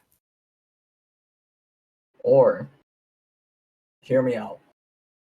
They flex. That was wrong. That was wrong. That was the wrong pick in my humble opinion. I think you needed a little bit, just another disengage champion. You have a lot of disengage already, right? I think you play something like Azir. If you can play it, you could play Victor here. That would have been cool too. Like sleeper picks, I know, but kind of necessary. The Irelia, not sold on it. Now, the reason I said Sylas is something that I always talk about. I want you to look at ROTM's composition. Who is not a good ult for Sylas to steal? I'll give you a hint. They're all good. Hold on. I got this. I'm going to say Hextech Ultimatum is the bad one. That's the worst one. And if that's the worst one, then I don't know. Someone said, "Whose hands are gonna work with Irelia?" That's a little rude. You can't just call them out like that. Oh, is it me? Yeah, do I need? I'm pretty sure I'm in the spectate zone. All right, I was checking the lobby to make sure that we weren't waiting on anything. There were no technical issues either. Nope. So, So as we kind of look at these compositions, because it's kind of obvious where everything's going. So we already know what Rodham's idea is to just dive the back line and make Bing Chillers suffer even more than they did last game. So I guess I'll ask you, Shogun, what is Bing Chiller's game plan here besides losing? disengage, which is actually a pretty reasonable idea with the Orin ultimate that you have. You have the Bard Magical Journey. You have his ultimate as well. You have Ziggs Satchel Charge. You know, he can go ahead and raise Q away. It's pretty cool. And then you have Diego and Irelia who don't want to do either of those two things, which is where I'm like kind of, scratching my head going like, why are they here? Not entirely sure what the thought process is there other than, oh, they go in on us. We kill Ash. Oh, look, Ash dead. Yay. Oh, no. Camille, Vex, and Talia have ruined us. We have been ruined by them. And, I don't know where you go from there. Of course, if you are able, it is like one of those situations where you get an early lead, all of a sudden everything I'm saying goes out the window.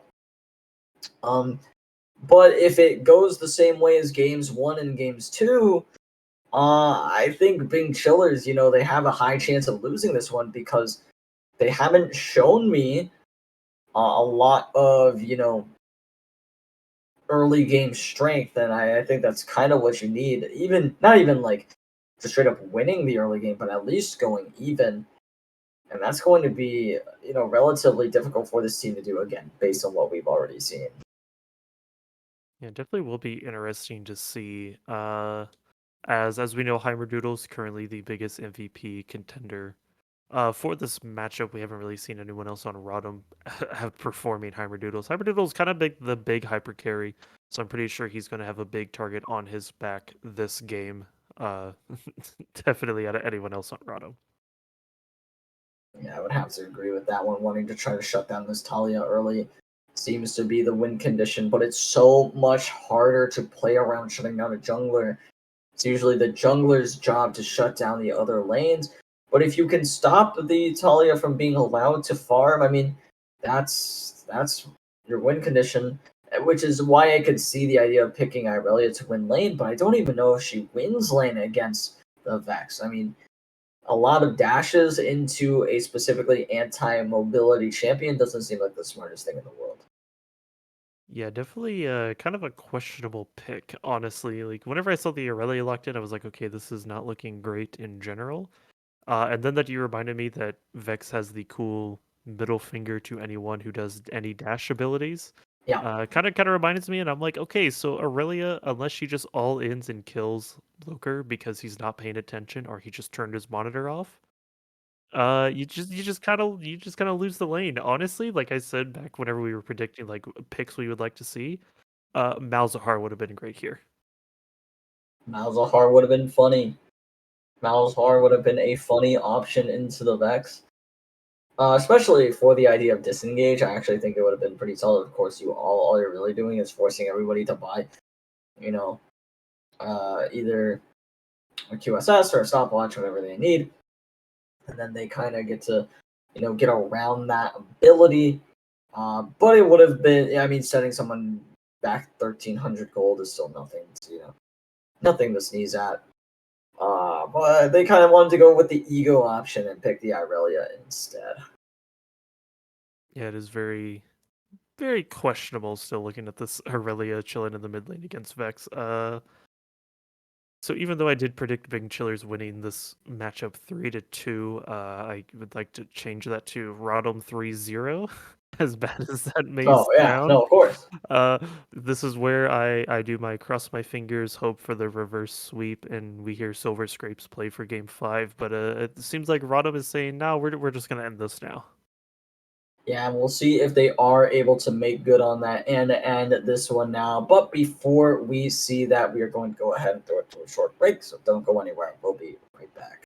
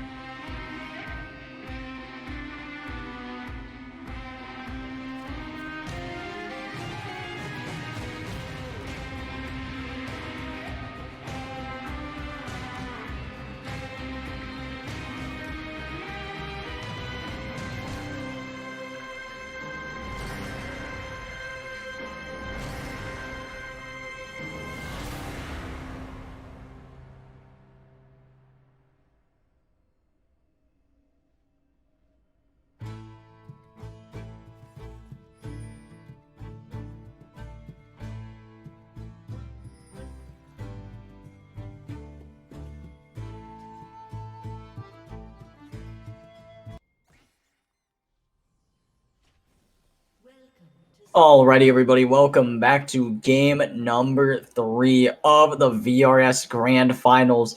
On the blue side, once again, we have return of the Middle Sticks Dark Wind, and on the red side, we have Bing Chiller's Green Tea. Sides have not changed, luckily for everybody watching. Don't have to get too confused there. They were watching for the invade, which I respect for the side of Bing Chillers, but there is no invade to be had this time around.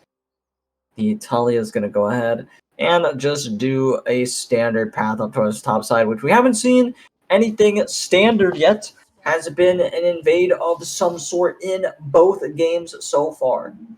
Speaking of being invaded, we are actually getting raided at the moment by low-budget LCS with the party of 33. Welcome to the grand finals of Victoris Rivals Series. It is currently 2-0 in favor of Rise of the Middle Sticks. They could potentially take it here and win We had the to series talk 3-0. about this. We talked about this. Yes, It's but they joined return. after all that. I thought you're...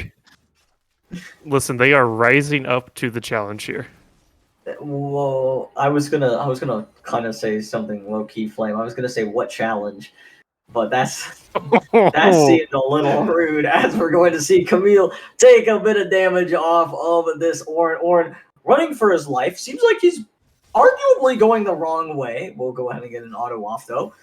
Maybe I think he was trying to get the minions to go on to what in the world is happening here. He just walks up Bard? to the Bard. Bard has to run away. Pops his flash. Here comes the flashes. That's going to be first blood going over to the Ash. It was a little interesting. I do liked what the Pike did there. I don't think it ever should have worked. He kind of just held his Q and walked at him menacingly, and Bard went, I'm just gonna stand here and wait, I guess, and try to dodge the Q. Q never comes, and all of a sudden it's just a million autos that helps secure the kill. I guess that is the power of Pike, as weird as that might actually be. And one thing I do want to point out, Pike does have the new skin, so if there's a penta kill for Pike, we might get to see the arena transform. No, don't do that. He's not gonna get a penta though. There's no way he gets a penta. That would be absolutely crazy. That's a nice stun onto the Vex. Vex is trying to fight this one out though, as there's the last Q that is needed. Flash forward, Irelia finds herself a solo kill. There it is, the power of that champion showing itself there, as that's a nice dodge there, as that's an under the tower Bard. Bard will be taken down by Ramesor, as it is just a support diff so far in game number 3. Pike has gifted his ADC 2 kills so far.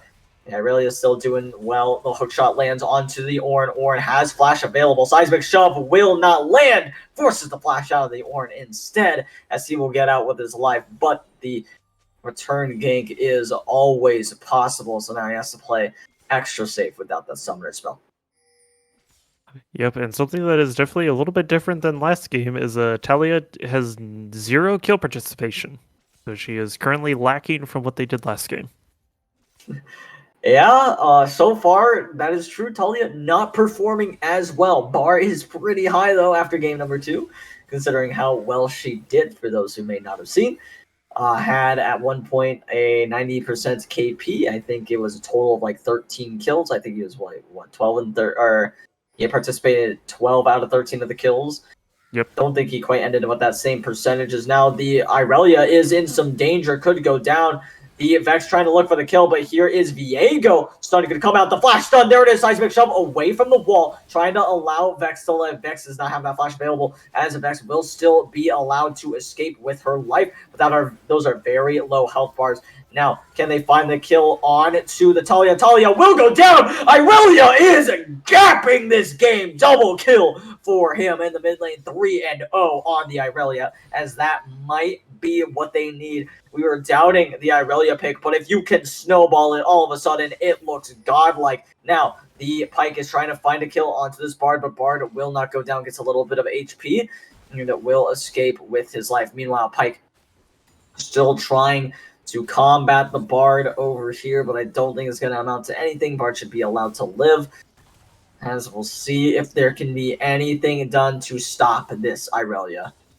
Yeah, Zendif is proving the memes of Irelia true. You buy Vampiric Scepter, and suddenly you can just carry on Irelia.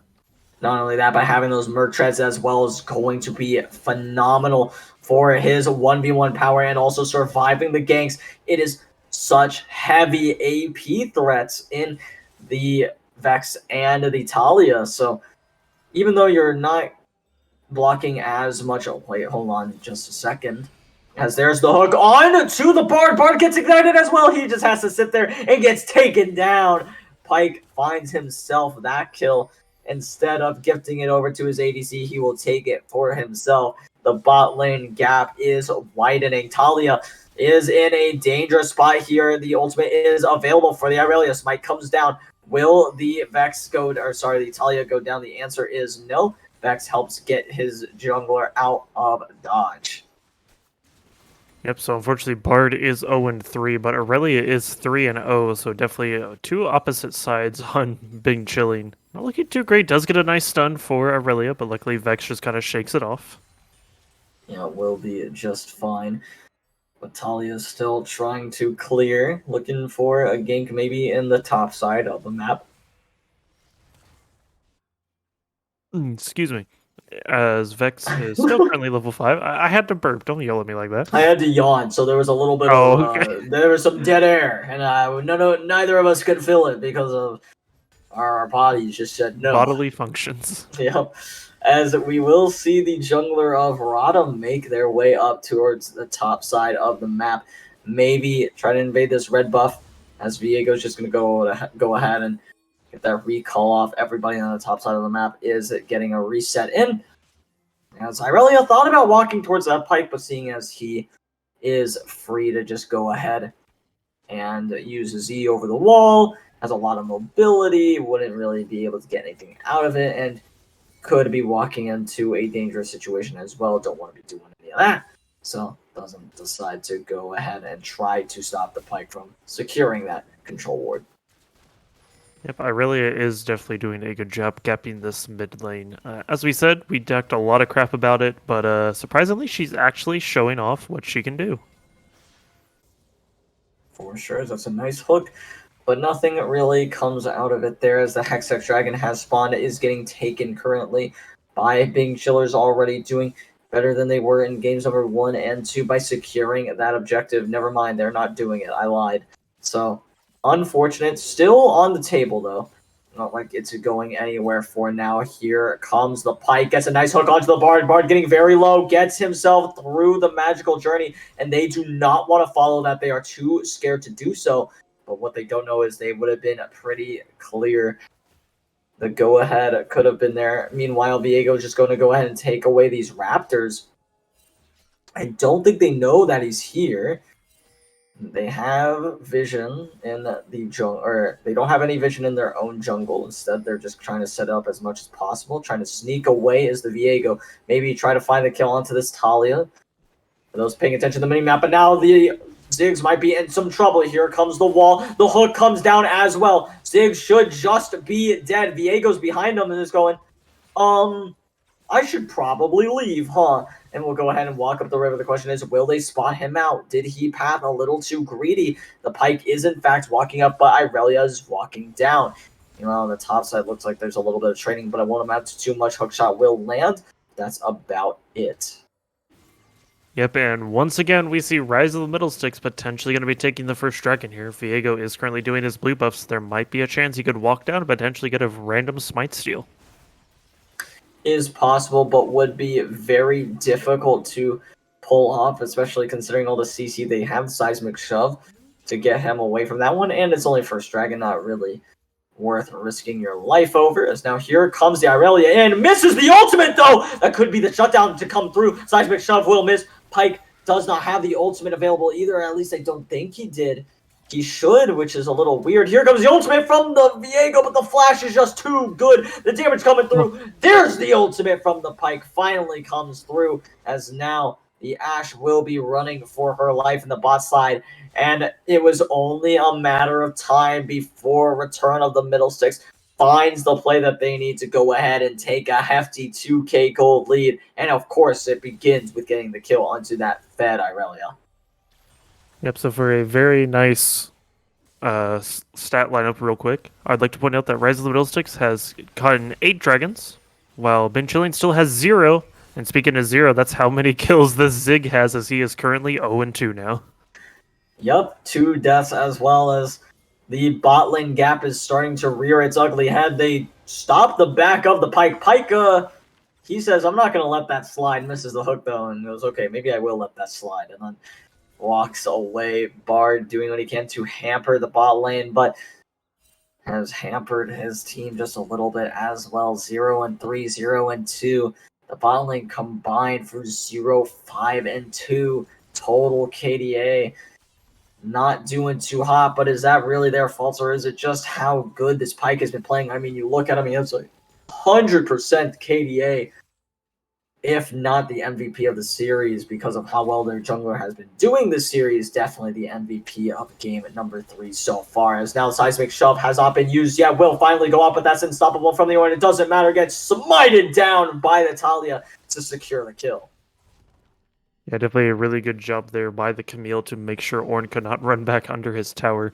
Pyke and Viego missing both of their skill shots. Very interesting trade there. Oh, that's going to be the Vex ultimate that gets hit, and there's the hook there, and they feed Heimerdoodles yet another kill, and it's only a matter of time before the Talia starts just absolutely running away with this one. Now that he is 2-1-3, I imagine he is going to start taking over the game. Maybe that's a little too presumptuous, but after last game, game number 1 as well on that Graves, it would not surprise me one bit.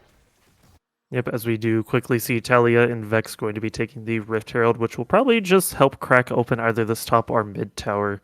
Irelia did have a good start, but now that she did take that death and allowed Vex to potentially climb just a little bit back, suddenly the game is very even in the mid lane again. Does seem to be the case, as they are not quite able to steal away that red buff from Viego. Viego trying to find the kill down onto this Pyke. Pyke is getting low, half HP. The ultimate comes out. There's the flash, has the E, gets over the wall, finds the stun as well.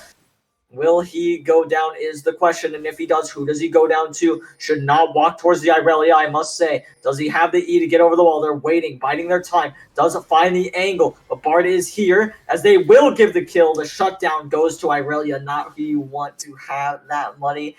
But she is the only one in the game, so that's the good news there. But now the ultimate has been hit on to the Vex. Vex in a precarious spot. There's the ultimate from the Irelia. They are chasing them down. Here comes the Enchanted Crystal Arrow, but it will not hit. Loker should go down here.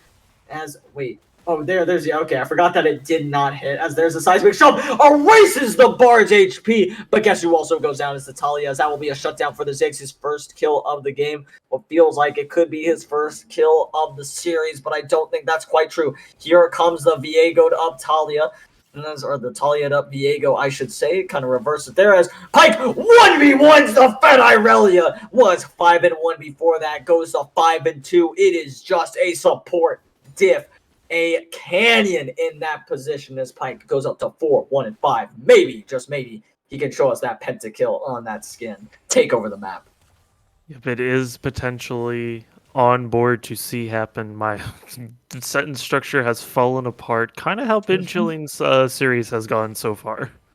It started off pretty good, and now suddenly they're just kind of like, I don't think we know how to finish this. Yeah, it does not seem to be the case at all. Why does Bork look like that? I don't like it. They changed it from purple. I noticed they changed a lot of items like that. Yes, I actually noticed yesterday while I was playing an ARAM game that Bork had changed, and I'm like, wait a minute, this doesn't seem right. It matches Viego, I guess, is the idea behind it. Dumb. Agree, because Viego is a dumb character. Agree. I'm sure everybody in the chat agrees with Viego being dumb character. Unless you play jungle, then you probably like the character. And to that I say, shut up. Well, I play Opinion jungle. Invalid.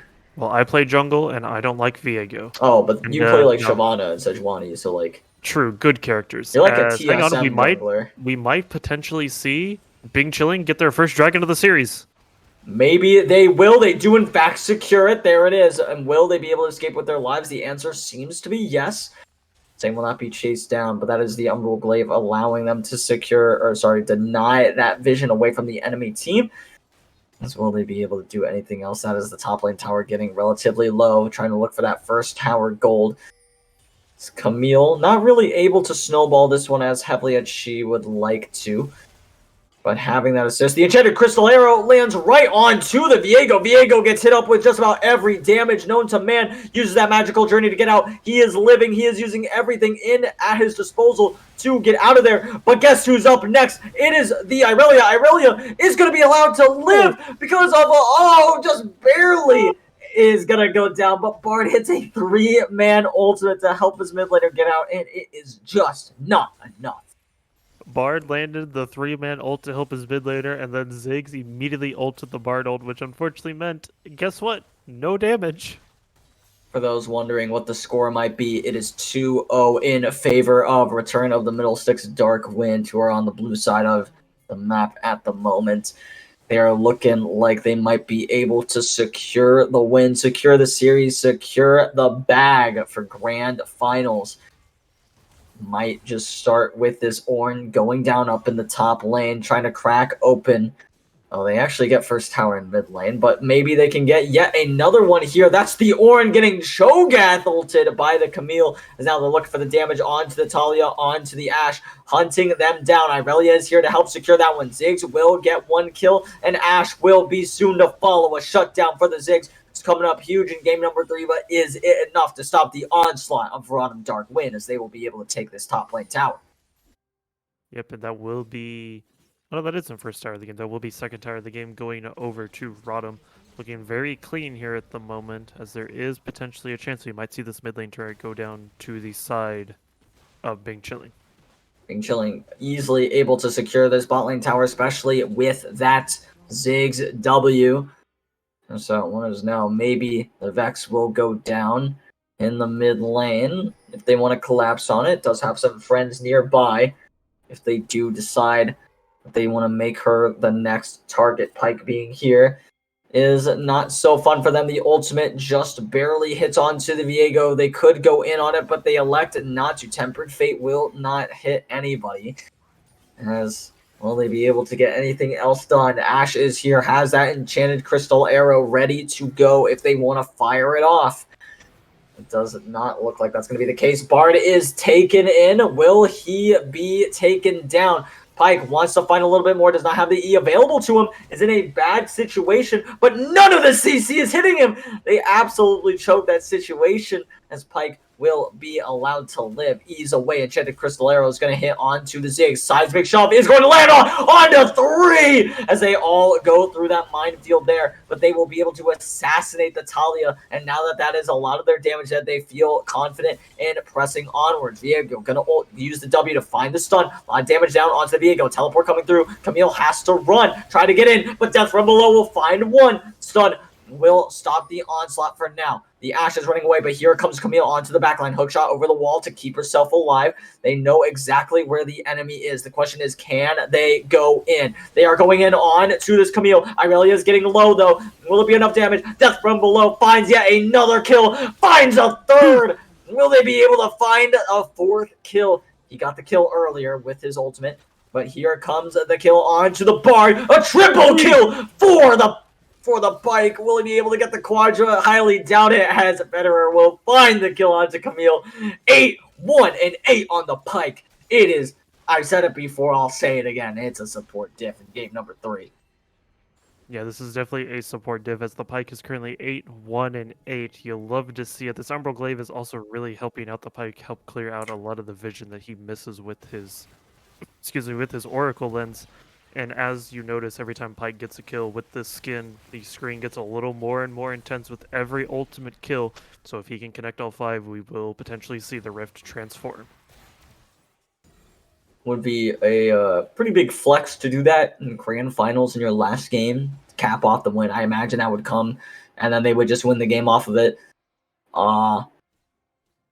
Would it be I'm just saying, at this point, you're down 2 games, you're down 7k gold. I mean, just let him have it. Would be pretty cool. Enchanted Crystal Arrow is going to hit. Maybe he could just take it for himself. Here comes the Vex ultimate. Death from below is not available, so that's going to be 1 kill that is taken away from the Pyke. No Penta available for him. Tempered Fate is going to land right on to this Vex, though. Vex is going to go in right after. It is going to get very low. Should go down. The Ziggs is going to be able to pick up that kill for himself. Camille's trying to get out of there. Had that hook shot to do so. That's going to be a nice start from the Irelia. Maybe they could go forward with that one. Ashe is going to go down. Talia still able to pump out the damage. Camille and her are too much of a force to be reckoned with. Here comes the damage from the Camille, but Camille is getting taken down. Finally goes down to the Ornn. Now it's just a 1v1 between Talia and Ornn. Ornn's going in. Ornn finds the kill. Are you kidding me? Viego's coming back from Mason. Maybe, just maybe they could get themselves the 2nd dragon for themselves. The 3rd dragon of the game. As maybe, just maybe, this game is actually winnable for the side of Big Chiller's Green Tea. Yeah, Viego is coming down to get this dragon. Ornn doing a really good job tanking it. Just doing what he can, getting a little bit of chip damage. As we do see the question mark pinks coming in on the side of ROTM because they do believe that is currently what they're doing. But instead they realize, hey, if they're doing that, we can just go do Baron. Does seem to be the call as well. Jungler is on the dragon. Will go ahead and smite it as well. They don't know that that's the case. They're going to go ahead and set up the vision on the Baron because they don't know how fast they could get to this Baron if they're just going to go ahead and walk over to it. Little do they know, Viego's taking his sweet time, taking the blue buff, taking the grump before he even takes his reset. I don't think you actually should need to take a reset, but might want to go ahead and start getting some vision around that Baron. Hopefully it will be interesting. As oh, wait a second. It's stunned, but there might be a fight here. Yeah, nice fear on to the Irelia. Irelia is going to get stunned up. The death from below is available, but he's going to go down before he can get it off. Tempered Fate's going to land onto the Talia. Ashe has to defend her mid laner from going down. Will it be enough, though, as now they're just going to go right onto the Ashe. Ashe is going to fall. The Orin Horn was sounded. They could have tried to find the kill there, as now they're going to cut off the escape of Talia and Vex, but they have a tower to retreat to, so they should be just fine. No teleport available for the Camille either for a little while longer. Yep, and it does appear that Bing Chilling will be getting this mid tower. I don't know what they did differently in between the break, but they seem to have somehow figured out, hey, this is how we need to beat ROTM, and suddenly it's finally starting to click. It does seem to be the case. Maybe they can find the kill on to this Viego. Viego is retreating for now, though. Do anything else is the question. So they're going to go ahead, try to find some damage down on to the Baron. Or maybe not. They're just going to go ahead and reset. Would have been a little bit greedy to go ahead and try to make any plays around this one. Don't really even get too much vision here. Instead, it is a aggressive vision play from the side of ROTM. Here comes the wall from Talia. Talia trying to find a seismic shove as the Q will hit. That's just a bar that's dead. They pull him through the minefield, and as a result, he explodes. Maybe they could go for the Baron now, but that would be a little risky. It's only a support that they've taken down. That's going to be a hook onto the Viego. Viego is going to back up. Will he be killable, though? The stun will not land. He flashes over the wall, and he will be out of here for now. No ultimate available for him, hence the reason for the flash. As now, the Ornn is getting taken down. It's trapped in the Hextech Ultimatum and will fall. The ultimate Super Mega Death Bomb, or sorry, Super Mega Death Bomb is not what it's called at all. It's Mega Inferno Bomb. Super Mega Death Rocket is named Jinx's ultimate. Those who might not be aware. Has the Ziggs not able to find the kill at all there, but it's very close. Still not enough confidence to go for this Baron. Yeah, unfortunately, Pike did have to back because he was very low health. Um, Ash shoots a Woo! blind arrow, hits the Bard. Bard is not having a good time, especially with Respect. his 08 and 14 record. But a good job on the Ash hitting that arrow, though. I mean, he didn't have an E up, so he's just like, I'm just going to ult it'll be up in, like, the same amount of time. It's True. almost halfway up, by the way. Yeah, I do believe the cooldown is like 10 seconds or something at this point with Ash. It is 50 seconds. Yeah, know what? Yeah, that's pretty balanced, I gotta say. Love to see that. As we'll see what they can accomplish as Irelia maybe wanting to go forward onto the Vex, onto the Pike here. Not really allowed to do so. If there was ever a game to win for the Bing Chillers, it would be game number 3. Yes, they are 5k gold down, but there is so much damage that this Ziggs can pump out. The Irelia is huge as well. But ROTM is not a laughingstock either. They have damage of their own. They have the Pike who can assassinate any one of their members that's not named Ornn. They have a Talia who can pump out that consistent damage as well. Gotta be terrified if you are Bing Chillers. One wrong move and your series will come to an end. Yep, Middle Sticks does have a little bit of room to play with. They could potentially lose 2 and then win game 5, but I'm pretty sure they don't want to potentially have that scenario, so I do believe they're going to be potentially looking for a game-winning fight. Yeah, you gotta imagine they want to end it as quickly as possible. Go ahead and secure this dragon. Don't allow Bing Chillers to get anything for their troubles. Maybe even take the Baron while they go ahead and try to go on to soul points here. That dragon would secure it for them, but the question is, would they be willing to give up the Baron for that? I don't think that's a worthwhile trade. They know where the entire enemy team is, though. They're going to start pathing up towards here. This could be the crazy Baron throw. We love to see these. As it is burning down, its solo Tempered Fate will hit Camille, but that's all it hits. It also hits the Baron, though, and that's so important. Mega Inferno Bomb will land as they get the Baron. Is it enough, though? That's going to be the death from below that finds the kill, but Irelia is on the back line, and she is on the hunt. Will they be allowed to live? 2 members have already fallen. Pike is on the back line trying to find another kill. Camille's just going to go ahead and start backing under tower. Gets the hook shot onto the Irelia. Hextech Ultimatum as well will land. Will they be able to find the kill? No, he will not. He will go down. As now Ash trying to 1v1 of the Ziggs, but Ziggs just does so much more damage, but it's not enough to find the kill. He can't chase forward. Bard also got 1v1'd during the later half of that fight by the Pike, and Pike will get away. 2 members live with Baron. It's a little messy, but that's just how it is when you're fighting for your life. Bing Chillers, of course, they're going to want to make this game as messy as possible. And to their credit, they're doing a good job of that. ROTM trying their best to end this one. Gonna have to use this Baron buff, and here comes the dragon. We're not quite done yet. Yep, the Middle Stick fans are calling in our chat. This is their time to win. This is their time to play. They firmly believe that they potentially have this one down in the bag, but Viego is here. Only Pike and Ash have the Baron buff. This is going to be a close one. Yeah, the stun lands onto 2. Enchanted Crystal Arrow will land as well. Tempered Fate onto the dragon. They managed to take down the enemy jungler. This dragon should be free reign. They don't even have to push forward at all if they don't want to. Camille's on the backline, though. Maybe they could try to find something cheeky here. Pike is getting run down by the enemy team. Ziggs trying to find the damage, trying to find the slows. Shirelias will help them start chasing the Pike down, but he should be out of there. Camille on the flank, but what can he really do? They don't have their Talia. That's a lot of their damage. And their Pike doesn't really have the cooldowns to do this when he actually has his ultimate. So maybe it is doable. As Pike going to try to find the hook, just barely misses. Denies some of that vision, gets stunned up, but will be allowed to live half HP. As the Viego not quite able to find the kill. Yep, and I do want to point out, can't talk tonight. The Middle Sticks do currently have a 6-kill lead, with about a 6,000 gold lead. Currently down 2 dragons. Not exactly where they wish to be at the moment, as Soul Point is currently over to Bing Chilling. You know, Soul Point being on Bing Chilling. Bing Chillers are very happy about that one, though. And having it be the Mountain Soul when you have that Ornn is pretty sweet for your team. Makes it harder for this Vex, this Camille, this Talia to one-shot your backline. This Pike is slowly becoming more and more useless, especially with that Mountain Soul. Makes his life so much harder. You gotta imagine maybe... obviously, he's spreading a lot of that gold to his teammates because of how his ultimate interacts, but some of it did not really go over to teammates, of course. He was able to get killed by himself.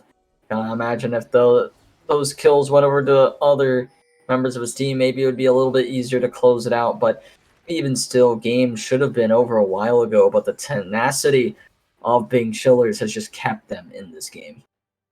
Yeah, Bing Chillers, especially going into this game down 0-2, probably had their mental boomed, but they're still staying alive in this one. But guess who's not staying alive? It's probably this Aurelia. Irelia's 1 HP. She might actually be allowed to get out of here. And if she lives, maybe it's worth, but the Viego's going to go down. The Ornn Horn sounds. They will find no one there. Seismic Shove will not knock him back, so he is going to remain alive for now. Pike is here trying to find the hook onto the Bard. Bard does not get into that stun AoE there. Maybe they're able to find something, but that's another hook. Death from below will find a kill. Will they be able to find anything more is the question. The answer looks to be no. But Irelia is back. She teleported in, but she doesn't really get anything done. Should have answered the top side of the map, as that will be 1 tower down, as ROTM will take their win and leave with it.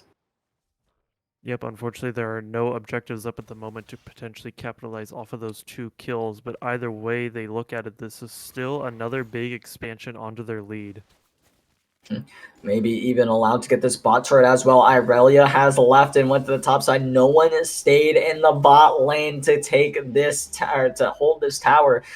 For some reason, you had Ziggs and Ornn both in mid lane, farming up some waves, so bit of miscommunication there, and as a result, a free tower goes over to ROTM. Yep, ROTM with another free tower. 5-2 towers at the moment. Soul Point will be up in about a minute 40 for Bing Chilling. And you know, Middle Sticks, if Earth Soul does go over, Mountain Soul goes over to Bing Chiller, suddenly this Ornn is going to be incredibly hard to kill. I would have to agree with you there. Ornn would be a menace. We'll see if he is allowed to achieve. Let's see. That's going to be Enchanted Crystal Arrow right onto the Ziggs. Ziggs gets hooked back as well. Mega Inferno Bomb will not save him, but will it kill the Pike? No, it will not. He had GA on top of that as well. There was no chance of him dying. The Ziggs gets picked off, and game is extended even further, but that means even more scaling, even more items for the Ornn to start giving out like candy. Only one member left on his team who does not have an ornament, and that would be the Bard. Yeah, and honestly, at this point, Bard being 0-10 and 16, it's kind of the last priority to give the ornament to. Camille does get spotted out in the top lane by that Scryer's Bloom from the Viego. Baron is going to be spawning in about 8 seconds, but it's a matter of do they wish to potentially play for this Baron or go for the Dragon. Tempered Fate lands onto 2. Here comes the Ornhorn as well. It misses 2 because of the flash. Teleport coming in from Camille. Have they overstepped their bounds as here comes the ultimate from the Vex. The Camille is here as well. Talia has joined the fight. Here comes Irelia as they will be able to find the Bard, but is it enough? Death from below will find the Irelia as well as the Ashe is allowed to just keep firing off into the distance. The only one who's gone down is the Talia. The Ornn is looking low as well and will finally be taken down. Ziggs is on the run, but Vex is cutting him off. The hook shot will not land, but will they be able to use the satchel charge to get away? The answer is no, as he will be taken down. Yep, and now this is the point where I know a lot of people would try to potentially call the Baron play, but no, this is where you need to immediately run and take the Dragon to prevent Soul Point going over to Bin Chili. I think you could take both here. I think that's completely reasonable. I don't think they believe that they have that kind of damage. I think they could have, sent 2 people to start it. They could have had 1 person on the Dragon, 2 people start up the Baron. Talia immediately runs forward. Of course, you don't know the teleport timers, and if they are keeping track of the Irelia one perfectly and the Ornn one perfectly, it does become a little scarier, right? Because you would know that they would have it up for this play. You don't know if they have wards in the area or anything like that. Of course, these Ziggs could come in as well to help them later on if they were able to buy some time. So I do respect the idea for not going for that Baron play. If they knew exactly what summoners were available, Jenny Crystal Arrow will swing wide. As we will see if there will be a fight around this Baron shortly, or if that is not the case. 10k gold lead so far for the side of ROTM, but that will slowly stop mattering as everyone starts hitting full build. Yeah, if Bin Chili wants any chance to get this Baron, they need to kill Talia. Will they be able to do so, though? Pyke is low. He will be able to get out of there. Mega Inferno Bomb will land onto Talia. Does so much damage. She's so low, and she should just get one-shot. Bard steals that one away. We'll take that one. Will they be able to cut off the escape of ROTM? The answer looks to be no. Or maybe they'll catch them lacking a little bit there, as they were taking a bit of a greedy back. Tempered Fate will not hit any targets, so the Shirelias will now be popped. Will they be able to get anything else? Viego not able to find the stuns. Vex onto the backline as well. That should be one dead Ziggs. Ziggs is taking a lot of damage. Will finally be taken down by that Electrocute. So greedy to push up like that, as now they will use that Mystical Journey, Magical Journey to get out of there. The Q will land, not quite stunned. Hookshot is looking to stun up this Bard. Bard's getting very low. Death from below will find the kill. The Irelia is trying to find the kill onto the Camille. Camille is doing what she can to dodge away from the damage with that Hextech Ultimatum, but will still be taken down. Shut down for the Irelia now. The question is, can Viego start walking up as well? As now the ultimate from Vex will land. The answer is absolutely not. You will be taken down by this Ashe. The Vex lands on to the Ornn once again. Will they be able to take him down? They could. They could end the game. They kill the Irelia, but he does not go fast. Does not go down fast enough. Instead, will just start running on out of there. Should be able to get on away. And it lives for now. Baron will be started up soon. Vision is going to be cleared. Viego still does have 23 seconds left to respawn. This should be a free Baron, unless Irelia might get something cheeky here. As now the Irelia will be knocked up into the air. Baron's getting very low. Mega Inferno Bomb will not steal. As instead, Talia is going to be able to secure that one for her team. Irelia running away. Will she be able to do anything, though? The hook could hit. Does land right onto the Irelia, but isn't enough to secure the kill. Will they be able to find anything on to the Bard? Bard's getting very low. Magical Journey's away, as that will be the shutdown for the Ziggs onto the Pyke, so they can't go any further. That's a lot of their damage that is dead. Funny enough, you don't really think of Pyke as a damage threat, but his assassination skills are remarkable, as they will not be able to push any further onward than this. May be able to find a tower, but that would be it. Yep, this is definitely a very interesting match for sure. As we even take a look at the gold differences, and you just see it is all about lane diffs. Yeah, it is insane. Here comes the Enchanted Crystal Arrow onto the Viego. Viego's about half HP. Will they be able to run him down is the question. Does not look like the answer is yes. The Camille trying to get towards that back line.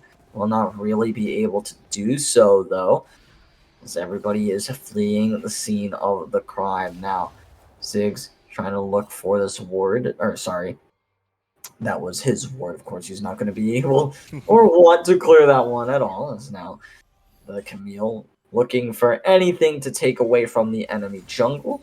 Could even consider that their jungle at this point. Very hard for the enemy team to walk in unless they do an As-5. And blind, it is almost...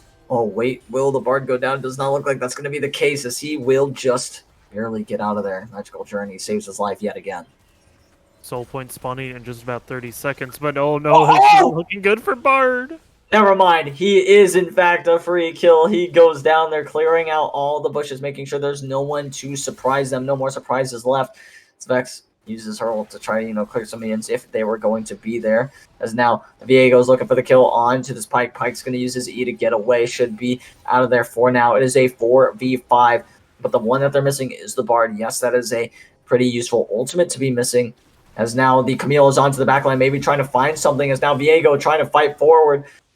That is just so much damage on one ability that it feels so impossible to do anything against.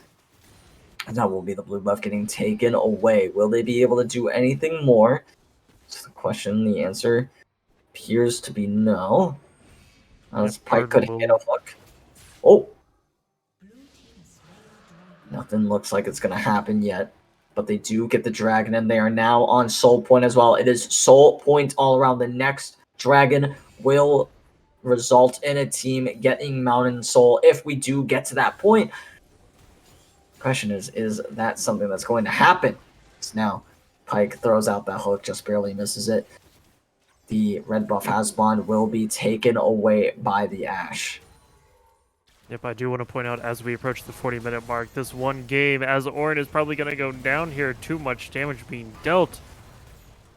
Well, the Camille will go ahead and hookshot out of there. The Shrelios will be popped and they'll start running them down. Loker has to flash the Talia ultimate as well, cutting off their escape, but they are going forward. Maybe a bit greedy. That's going to be a lot of damage going to be done to the Ziggs. Ziggs now has to run for his life. Hookshot over the wall. The Zanyas comes out from the Ziggs. Ziggs trying to live as long as possible. Meanwhile, the mid lane towers are being taken down, but the Viego is behind them looking for something, anything. The inhibitor will go down right afterwards. Will they be able to do anything more than this? They shouldn't look to be too aggressive. Maybe take some bot towers, but taking the mid inhib should be good enough for this team. Yep, as we approach the 40-minute mark of this game, I'd like to point out Game 3 almost has the full runtime of both Game 1 and Game 2. Yeah. We are definitely getting our money worth in Game 3, which is potentially the last and final game of the VRS Finals. Yeah, and I will say, if you showed me this scoreline, I'd be like, all right, yeah, it looks pretty, looks like certain side has us in the bag, but look at how long the death timers are, how much damage this Bing Chillers team can put out. It's absolutely insane. Of course, Viego is 2 items away from being full build, which at 40 minutes is a disaster. 200 CS at 40 minutes into the game is not where you want to be, but they do pop the GA onto Pyke. Will they be able to find the kill? Enchanted Crystal Arrow will not land onto anybody, but they do have Viego in the pit. Maybe try to force his ultimate. That's not going to be an option, unfortunately.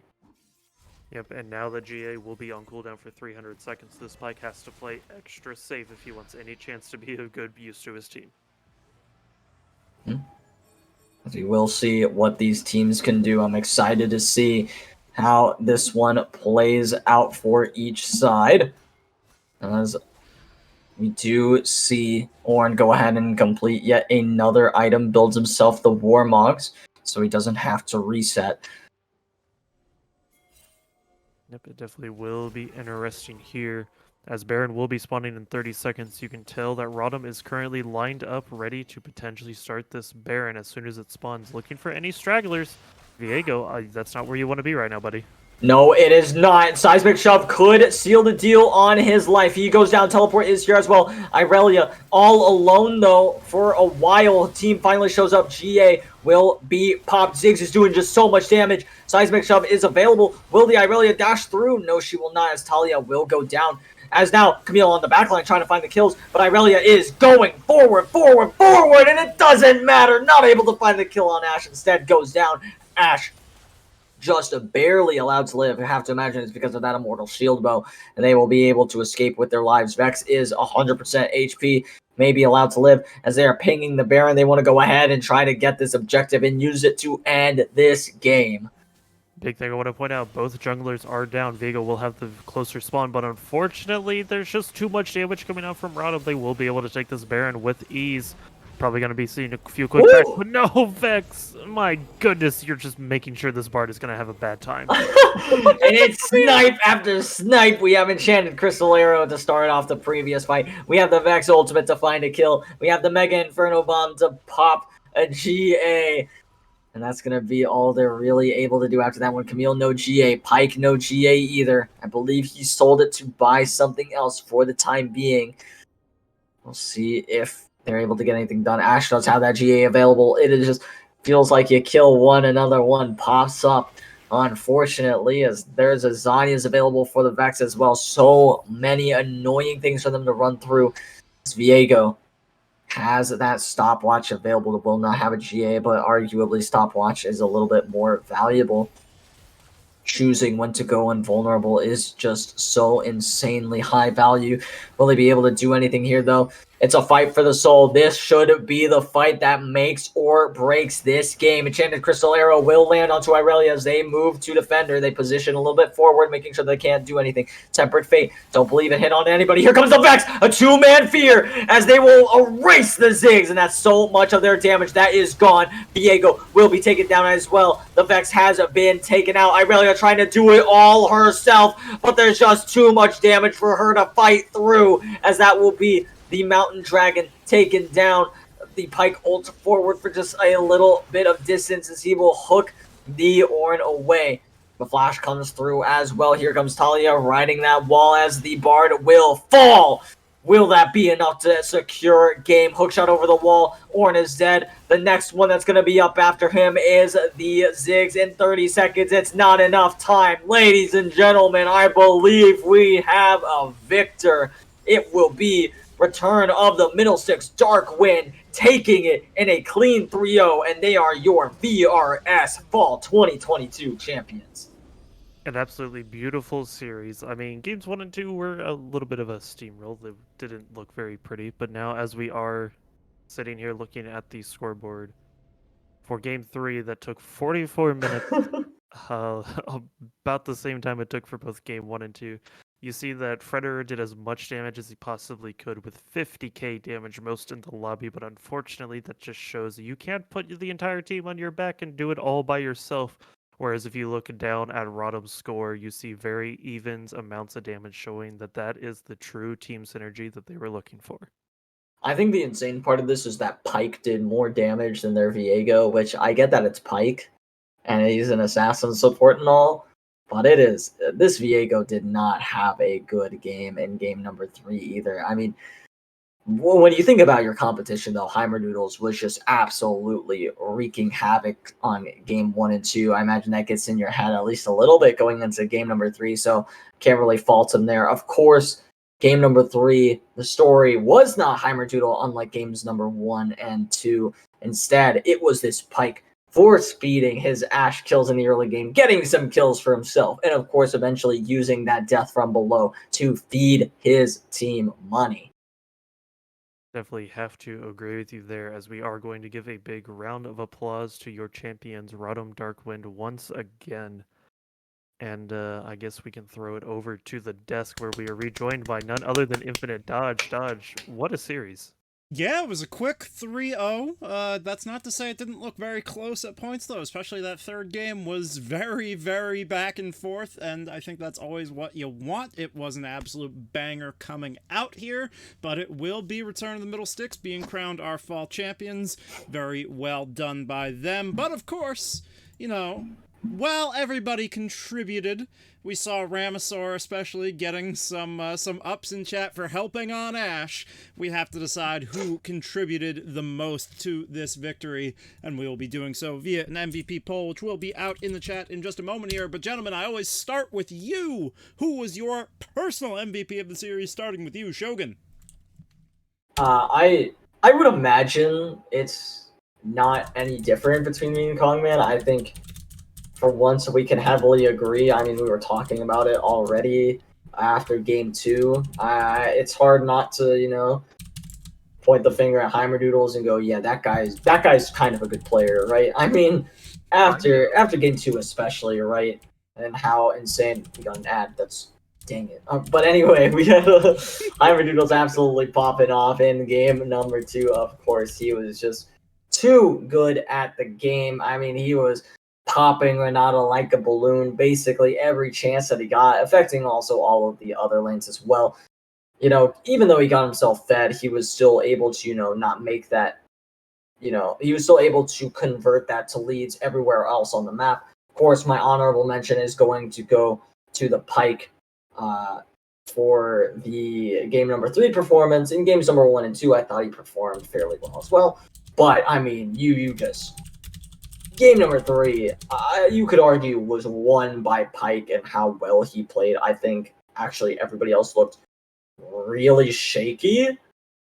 Coming into game number 3, it felt like they were playing with a little bit more of an ego than maybe they should have. But, I mean, Cairo was all business in game number 3. I mean, he let his gameplay speak for itself, honestly. Now, I would also want to give the honorable mention to the Pike player Cryo, but unfortunately he didn't get the pentakill we were looking for. True. It's the first time to to see the debut this rift. full skin. No cool rift animation change. It's kind of boring.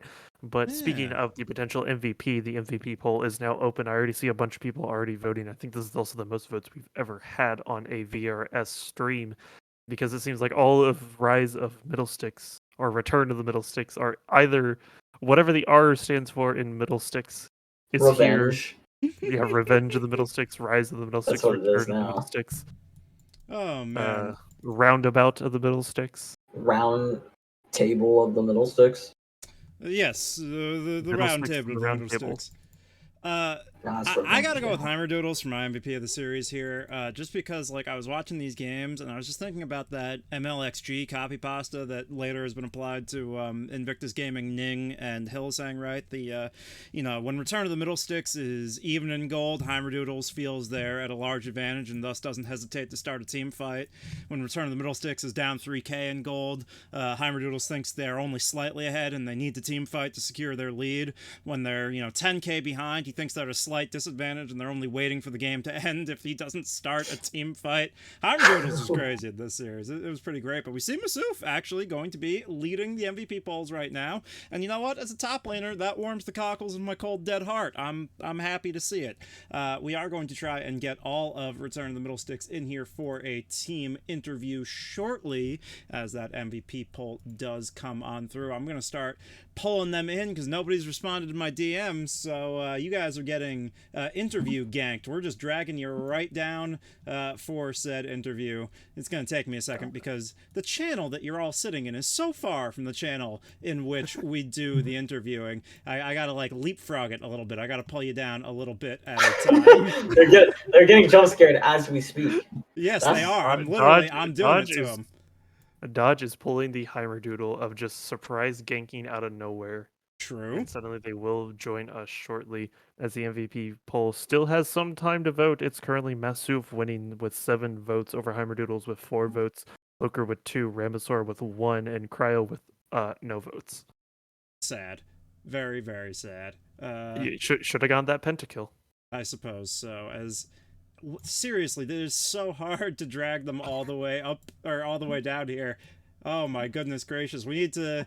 I don't know. I need moderator to drag them, but I don't want moderator because I can see all these channels I don't need in the Victoris server, but we do have them here now finally joining us. It is Return of the Middle Sticks. 4 of them. Most of them, anyway, are here. It's not Federer and Matchy. I don't know why it says that. That's from last week. I changed it, but I guess it didn't stick. It is ROTM Darkwind joining us. Welcome to the desk, everybody. How y'all feeling after that championship sweep? The last game was a banger. True. Yeah, it was pretty good. Agreed. Big ups, big agreements on that one. As we look at the MVP poll, Masouf is pulling ahead. You know, they're getting there. Are we feeling that way? Are we all in agreement that it was a top lane carry diff in this series, guys? I think everybody played equally. We were all playing well. Nobody really stood out. That's I think very Mason's being diplomatic. humble. I think all the talk about Matt G and no talk about Mason these past couple of weeks, Mason was clapping cheeks all playoffs. To be fair, I don't think we streamed a single upper bracket game, so we didn't get the live report from anybody about how good you guys were. We just kind of had to guess. And it didn't stop, you know, the cool people, me and me and Shogun, actually, from, if we bring this prediction graphic up. Yeah, me and Shogun, we were on that middle sticks wave all the way, even though we'd never seen you guys play. So, you know. We thought it would be closer, though. We did think it would be We close. did. You guys kind of gapped them. Listen, I have a reputation here at the Caster Curse, so by voting for Ben Chilling, I technically helped you guys win, so you're welcome. I think that's the only reason we won.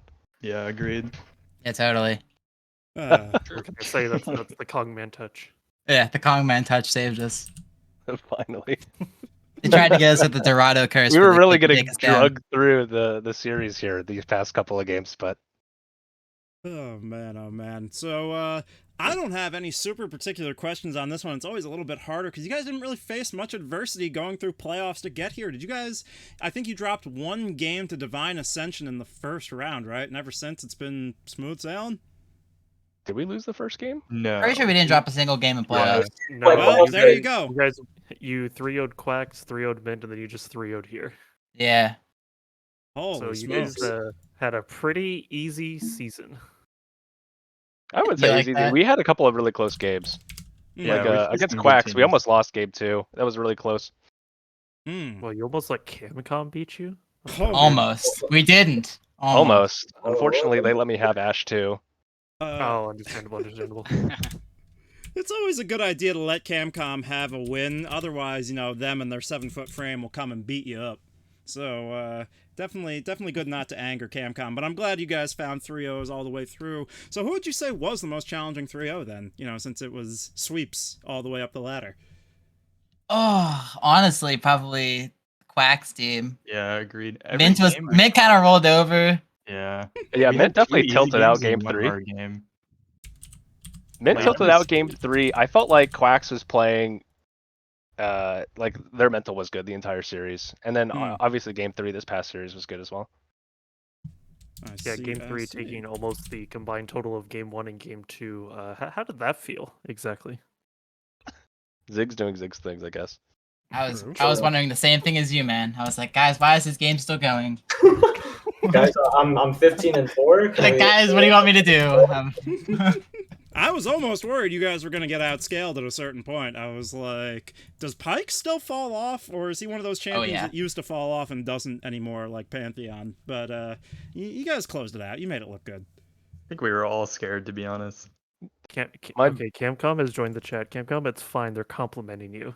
They said the Quacks are the hardest ones to 3-0, so feel good about that. But we do get a look now at our MVP. It is Return of the Middle Sticks Darkwind's top laner, Masouf, or because your name is Mason, is it Masouf? How do you say this? Masouf. I like Masouf. Masouf. Masouf? Yeah. All right, Very so nice, as our very nice. MVP, is there anyone you'd like to shout out or just send any messages to? No. I just want to say that I'm really upset that it took all the way into the finals until teams started first banning our Seraphine.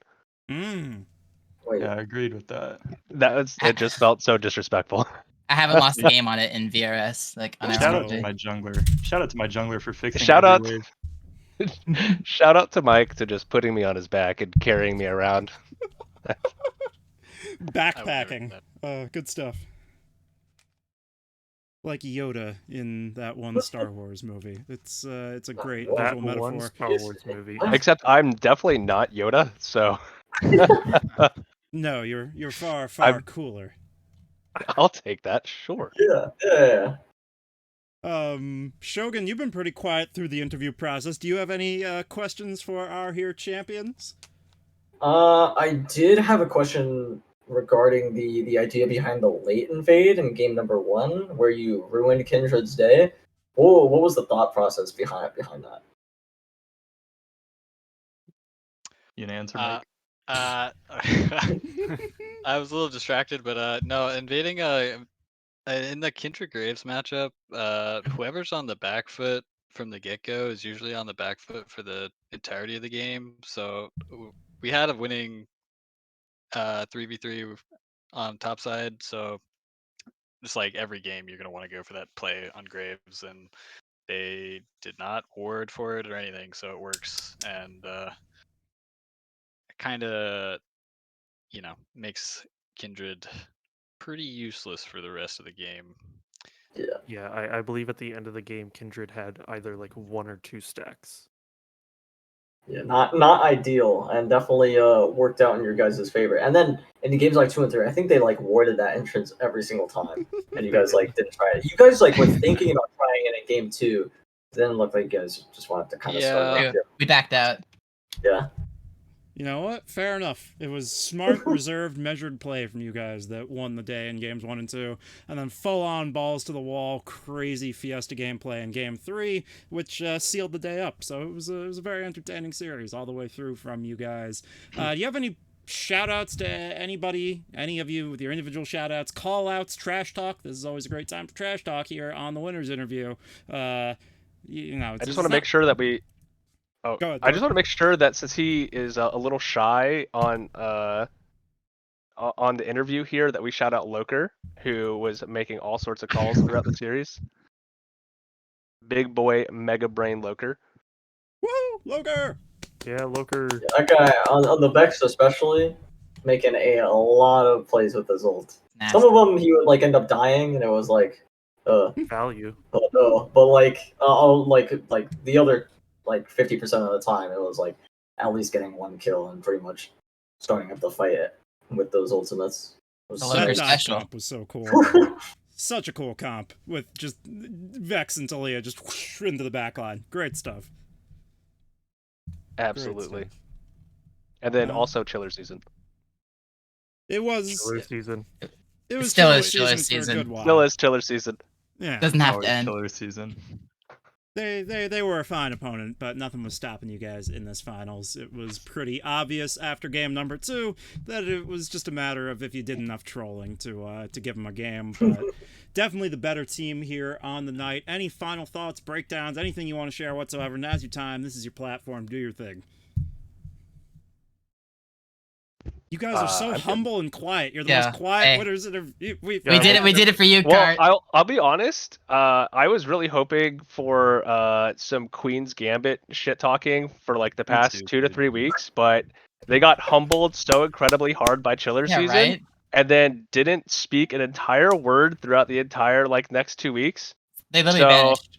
They like yeah. Dude. Where did they Like, go? honestly, I would shit talk, but like the only org that's really worth shit talking isn't even here to hear it. So, damn. Dang. I mean, that in and of itself is the biggest condemnation. So, final congratulations, guys. Great win, very wholesome team, very fun to watch, good stuff. Thank you for stopping by for the interview, but gentlemen, I think that does it for the year. We made it through a whole year of VRS Thursdays. Let's give ourselves a round of applause. Well done, well done. thanks everybody.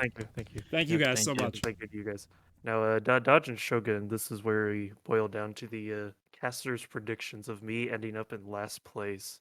Oh, and, true. Yep. So as we already know who Shogun wants me to play, to Mastery 7. Well, I don't know. You said you wanted to, and now I don't. Yeah, no, we're gonna make you play Trundle. You're not getting out. You're not gonna manipulate. You're not gonna gaslight girl boss gatekeep Shogun into letting you play Yumi. No. You're playing Trundle to Mastery 7. Maybe I like Trundle. You don't. I know for a fact you do. Okay, but like, how hard would it be for him to play Lee Sin to Mastery 7 though? It's not, dude. Like, if I can be Mastery 7 on Lee Sin, I mean, I agree. I'm like Mastery 7 on that Here's champion. That's kind of nuts. Here's what we're gonna do. Shogun and Dodge, you guys are going to pick a champion. It could be the same champion, it could be different champions. If it's different champions, then we'll let chat decide.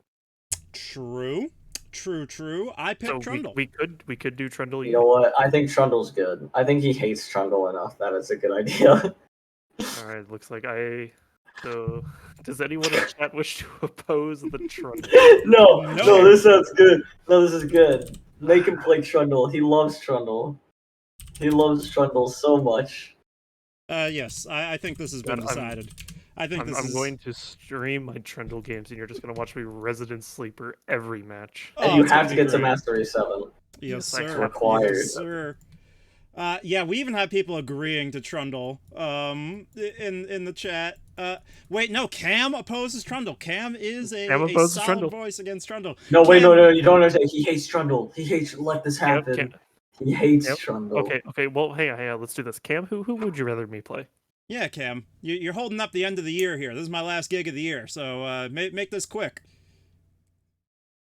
Ramasaur has given us a +1 for Trundle. Ramasaur is the MVP of Game 3 in my heart.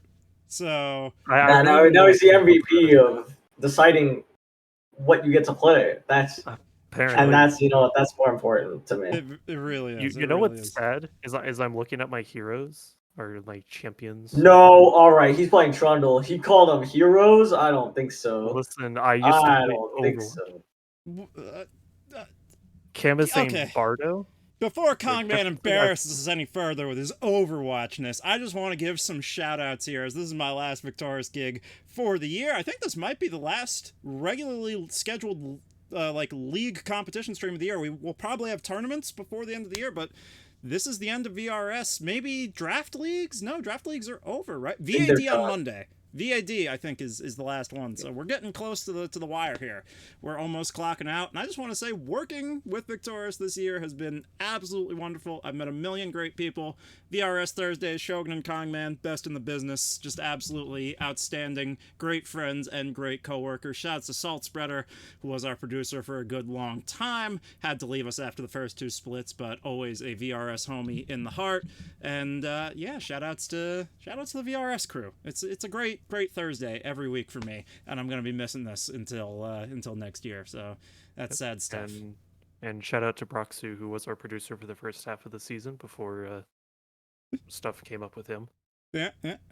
Everybody in the VRS family who came on by. We're forgetting Becky Rita. Of course, Becky Rita, the most important, the MVP of VRS Thursdays. The clutchest member of our team. Becky is an official member of VRS Thursdays, filled in for all of us multiple times, except for Kongman, because Kongman never misses this. But that's fine. Becky, you're the real MVP. And with that, are we ready to say goodbye for the year, gentlemen? Yeah. Any shout-outs for you? Plugs? Anything? Watch Kongman play Trundle on his Twitch. I recommend you. Yeah, I guess you could follow this. That'd be cool. Oh, there it is. There it is. I mean, if you want. Listen, but also, follow me here. Remove the underscore, and that's my Twitch. I also want to shout out a pretty indie competition that's coming up soon, like a small one. This Saturday at 8 p.m. There's going to be some little tournament, right? Yeah. There's gonna be some smaller performers. I don't know if you've heard of them, like Jackson Wang, Lil Nas X are gonna be performing at this championship match in San Francisco. Yeah, apparently it's only Koreans are playing in the finals or something. I think so. It's like a small Korean tournament. Yeah, that's crazy. Yeah. All right, everybody. That's going to do it from us. Watch the World Championship Finals on Saturday. Watch VAD Finals on Monday. From Infinite Dodge, Shogun, and Kongman, thank you all so much for tuning in all year long. Shoutouts to all of our past champions and our new champions here tonight. Return of the Middle Sticks Darkwind. It's been a great year. We'll see you guys next year. Goodbye!